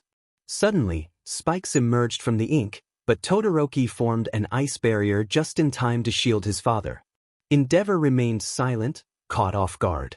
A black whip then shattered the ice barrier, forcing them to retreat as Maguru rose from the dust, showing signs of damage. A crazed look, Maguru threatened them, declaring they would pay for their actions. He covered the ground in ink again, and tentacles emerged to ensnare Todoroki, applying pressure. Endeavor called out to his son, but before he could react, the tentacles overwhelmed Todoroki, scattering his form across the battlefield. Maguru laughed triumphantly, taunting Endeavor about what he would do next. Fueled by rage, Endeavor unleashed a massive barrage of flames, which burned through Maguru's barrier, hitting him directly. When the flames subsided, Maguru's charred figure crumbled into dust. Exhausted, Endeavor fell to the ground, both physically drained and emotionally shattered by the loss of his son. Meanwhile, All Might, Gran Torino, and Angela confronted another figure surrounded by flames and blood. All Might recognized him as a Lord of Hell, and the figure introduced himself as Geyser, the second Lord of Hell. Gran Torino sensed the challenge ahead, while Angela noted the powerful aura surrounding Geyser. Geyser revealed he was waiting for the humans to finish their part, indicating he still had time to entertain himself. Geyser summoned floating hands around him, preparing for battle. Izuku watched from the other side of a portal, laughing maniacally at the chaos unfolding. He called his minions to join him, eager to unleash havoc upon the city. The armies of hell surged forth, wreaking destruction as Izuku reveled in their conquest. Meanwhile, Hokori attacked Aizawa again, who was battered and bleeding, having lost one arm and vision in one eye. Bakugo had lost a leg, and Kendo was incapacitated. Hokori declared that the Lord was present and attacked Aizawa once more. Trapped against a wall, Aizawa was struck by Hokori's tentacles, which pierced him before retracting. Hokori announced that the Lord was waiting and moved toward the center of the city. Geyser's red hand shot a laser, piercing All Might's shoulder. Angela attempted to sneak behind Geyser, delivering a flurry of punches, but his barrier absorbed the attacks. Geyser summoned a light blue hand that ensnared Angela and tossed her aside. All Might charged, trying to break through the barrier, but Geyser declared he could no longer waste time playing with them. Geyser's hands formed a cannon, unleashing a powerful beam that struck All Might before he could react. With All Might incapacitated, Geyser lowered his barrier and teleported away. Izuku observed his army, ready to unleash chaos as 3 beams of light appeared before him. Hokori, Geyser, and Vanir stood before Izuku, immediately bowing to him. He greeted them with delight, acknowledging their loyalty. They had fulfilled their goals, and Izuku reveled in his newfound dominion over both the world and the underworld. With a glance upward, he contemplated his next move. He instructed his subordinates to conserve their strength and ignore the insignificant humans, as the real battle was yet to come. They acknowledged his command, and Izuku floated away, seeking a suitable place to reside. With a wave of his hands, a magnificent castle rose from the ground, perfectly befitting his stature. As he surveyed his forces, he noticed a commotion below. A figure was bravely confronting the lower-level demons Angela, battered but determined. A maniacal grin spread across Izuku's face as he recognized her. He taunted her, questioning her intentions. Angela declared her purpose was to defeat him, to which Izuku responded with laughter, finding her claim amusing. He dismissed her threats, asserting his overwhelming power and the fear he instilled in others. He relished the idea of being the nightmare that haunted her. Angela, undeterred, insisted she would defeat him with her own strength. Izuku, however, explained that he could easily end her life but preferred to grant her a front-row seat to the world's end instead. Suddenly, Angela charged at him, but with a mere tap of his fingers, he neutralized her quirk. Confused, she struggled to comprehend what had just happened. Izuku reveled in his control over her, promising her a special treatment as he prepared for the chaos to come. In a dramatic display, flames engulfed him, but when they dissipated, Izuku emerged unscathed. He turned to face Endeavor, who was furious and ready to confront him. Izuku playfully suggested that Endeavor cool down, and with another snap of his fingers, he encased Endeavor in ice. Angela, witnessing the scene, labeled him a maniac, to which Izuku simply shrugged, embracing the title. Albert then appeared, launching an attack at Izuku, but he effortlessly created a barrier to protect himself. He mocked Albert for arriving too late, but Albert vowed to continue fighting until the end. Izuku, unfazed, transformed Albert into a banner of his own screams, delighting in the chaos he had created. Meanwhile, an angelic figure announced that the time had come, and a horde of angels descended from the sky. Izuku sensed their presence and smiled, anticipating their arrival. Before him stood Raphael and Gabriel, who confronted him about overstepping his authority as the king of hell. Izuku dismissed their warnings, asserting his right to rule. Raphael warned of the consequences, and the angels engaged in battle with the demons in the city. Hokori used his tentacles to strike multiple angels, while Geyser unleashed his powers to eradicate them. Vanir summoned his dolls, overwhelming the angels with sheer numbers. In the sky, Raphael swung his sword at Izuku, who easily dodged the attack. Gabriel joined in, summoning a spear, but Izuku continued to evade their strikes with precision. The angels combined their energy into a powerful attack, but Izuku caught it effortlessly, nullifying its power. Taking advantage of the moment, the angels landed a couple of hits on him, but Izuku merely laughed, quickly regenerating. He retaliated with a blast of dark energy, forcing the angels to dodge. As they launched a full assault, Izuku remained unfazed, regenerating from their attacks and mocking their efforts. He unleashed a shockwave that sent the angels reeling. Izuku proclaimed his dominance, reminding them that he controlled everything in his domain. Gabriel and Raphael remained resolute, stating their orders were clear. Izuku, undeterred, warned them not to underestimate him. He unleashed a barrage of beams, which the angels initially dodged, but the sheer volume overwhelmed them. Eventually, their wings were pierced, and they fell from the sky.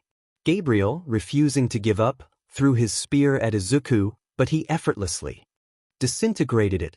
Raphael charged at him, but Izuku simply yawned, breaking the sword and sending Raphael crashing to the ground. With a flourish, Izuku floated back to the ground, reveling in his victory. Raphael stood up and charged at Izuku, but with a simple snap of his fingers, a gust of wind struck him in the stomach, sending him crashing to the ground. Izuku then approached Gabriel. He expressed his frustration, questioning where the powerful entity that so many relied on in their time of need was during the apocalypse. Gabriel admonished him not to speak ill of the Lord. Izuku challenged this, pointing out the chaos around them and accusing heaven of knowing his plans yet doing little to intervene. He demanded to know how many people he needed to defeat before the entity would appear, questioning the nature of a being that could be considered a caring and loving God. Gabriel warned that he would be struck down by the hammer of God. Izuku retorted that the Lord was absent and told Gabriel not to invoke his name in vain. Gabriel charged at him, but Izuku swiftly ended the confrontation. As Izuku observed a blinding light descending from the sky, he turned to face it, acknowledging the presence of God. God addressed him, stating that he had strayed from the righteous path and commanded him to return to his position as King of Hell, warning of the consequences if he did not comply. Izuku, unfazed, sarcastically remarked on God's apparent capacity for hatred, suggesting that not everything about him was true. God issued a final warning, urging Izuku to consider his words. Izuku feigned contemplation before defiantly rejecting the ultimatum, revealing that he had meticulously planned for this moment and was ready to bring it to an end. The circle that had summoned Izuku began to glow once more. From the ground, numerous dark hands emerged, engulfing him before expanding to ensnare God as well. Izuku laughed, proclaiming the power of spells and revealing that the circle was not solely for his summoning. He began to pull God toward him, initiating a struggle of strength as God resisted absorption. Their clash was so intense that it distorted the very fabric of reality, creating a cosmic disturbance felt throughout the universe. God questioned Izuku's motives, but Izuku pointed out that God had set him on this path, allowing all his actions to unfold. He found it absurd that God would question him now. God insisted that even if Izuku absorbed him, he would never become a god. Izuku, determined, prepared to prove otherwise. Channeling all his strength, Izuku unleashed a shockwave that obliterated the surrounding buildings. With the assistance of the Dark Hands, he continued to pull God closer. He felt the power of God beginning to merge with his own, an overwhelming sensation that made him feel invincible. He snapped his fingers. In an empty void, Izuku reveled in his newfound power, exclaiming that he had achieved what he once thought impossible. He felt liberated from all constraints and envisioned creating a new universe in his own image. With a decisive snap, he set his plans in motion.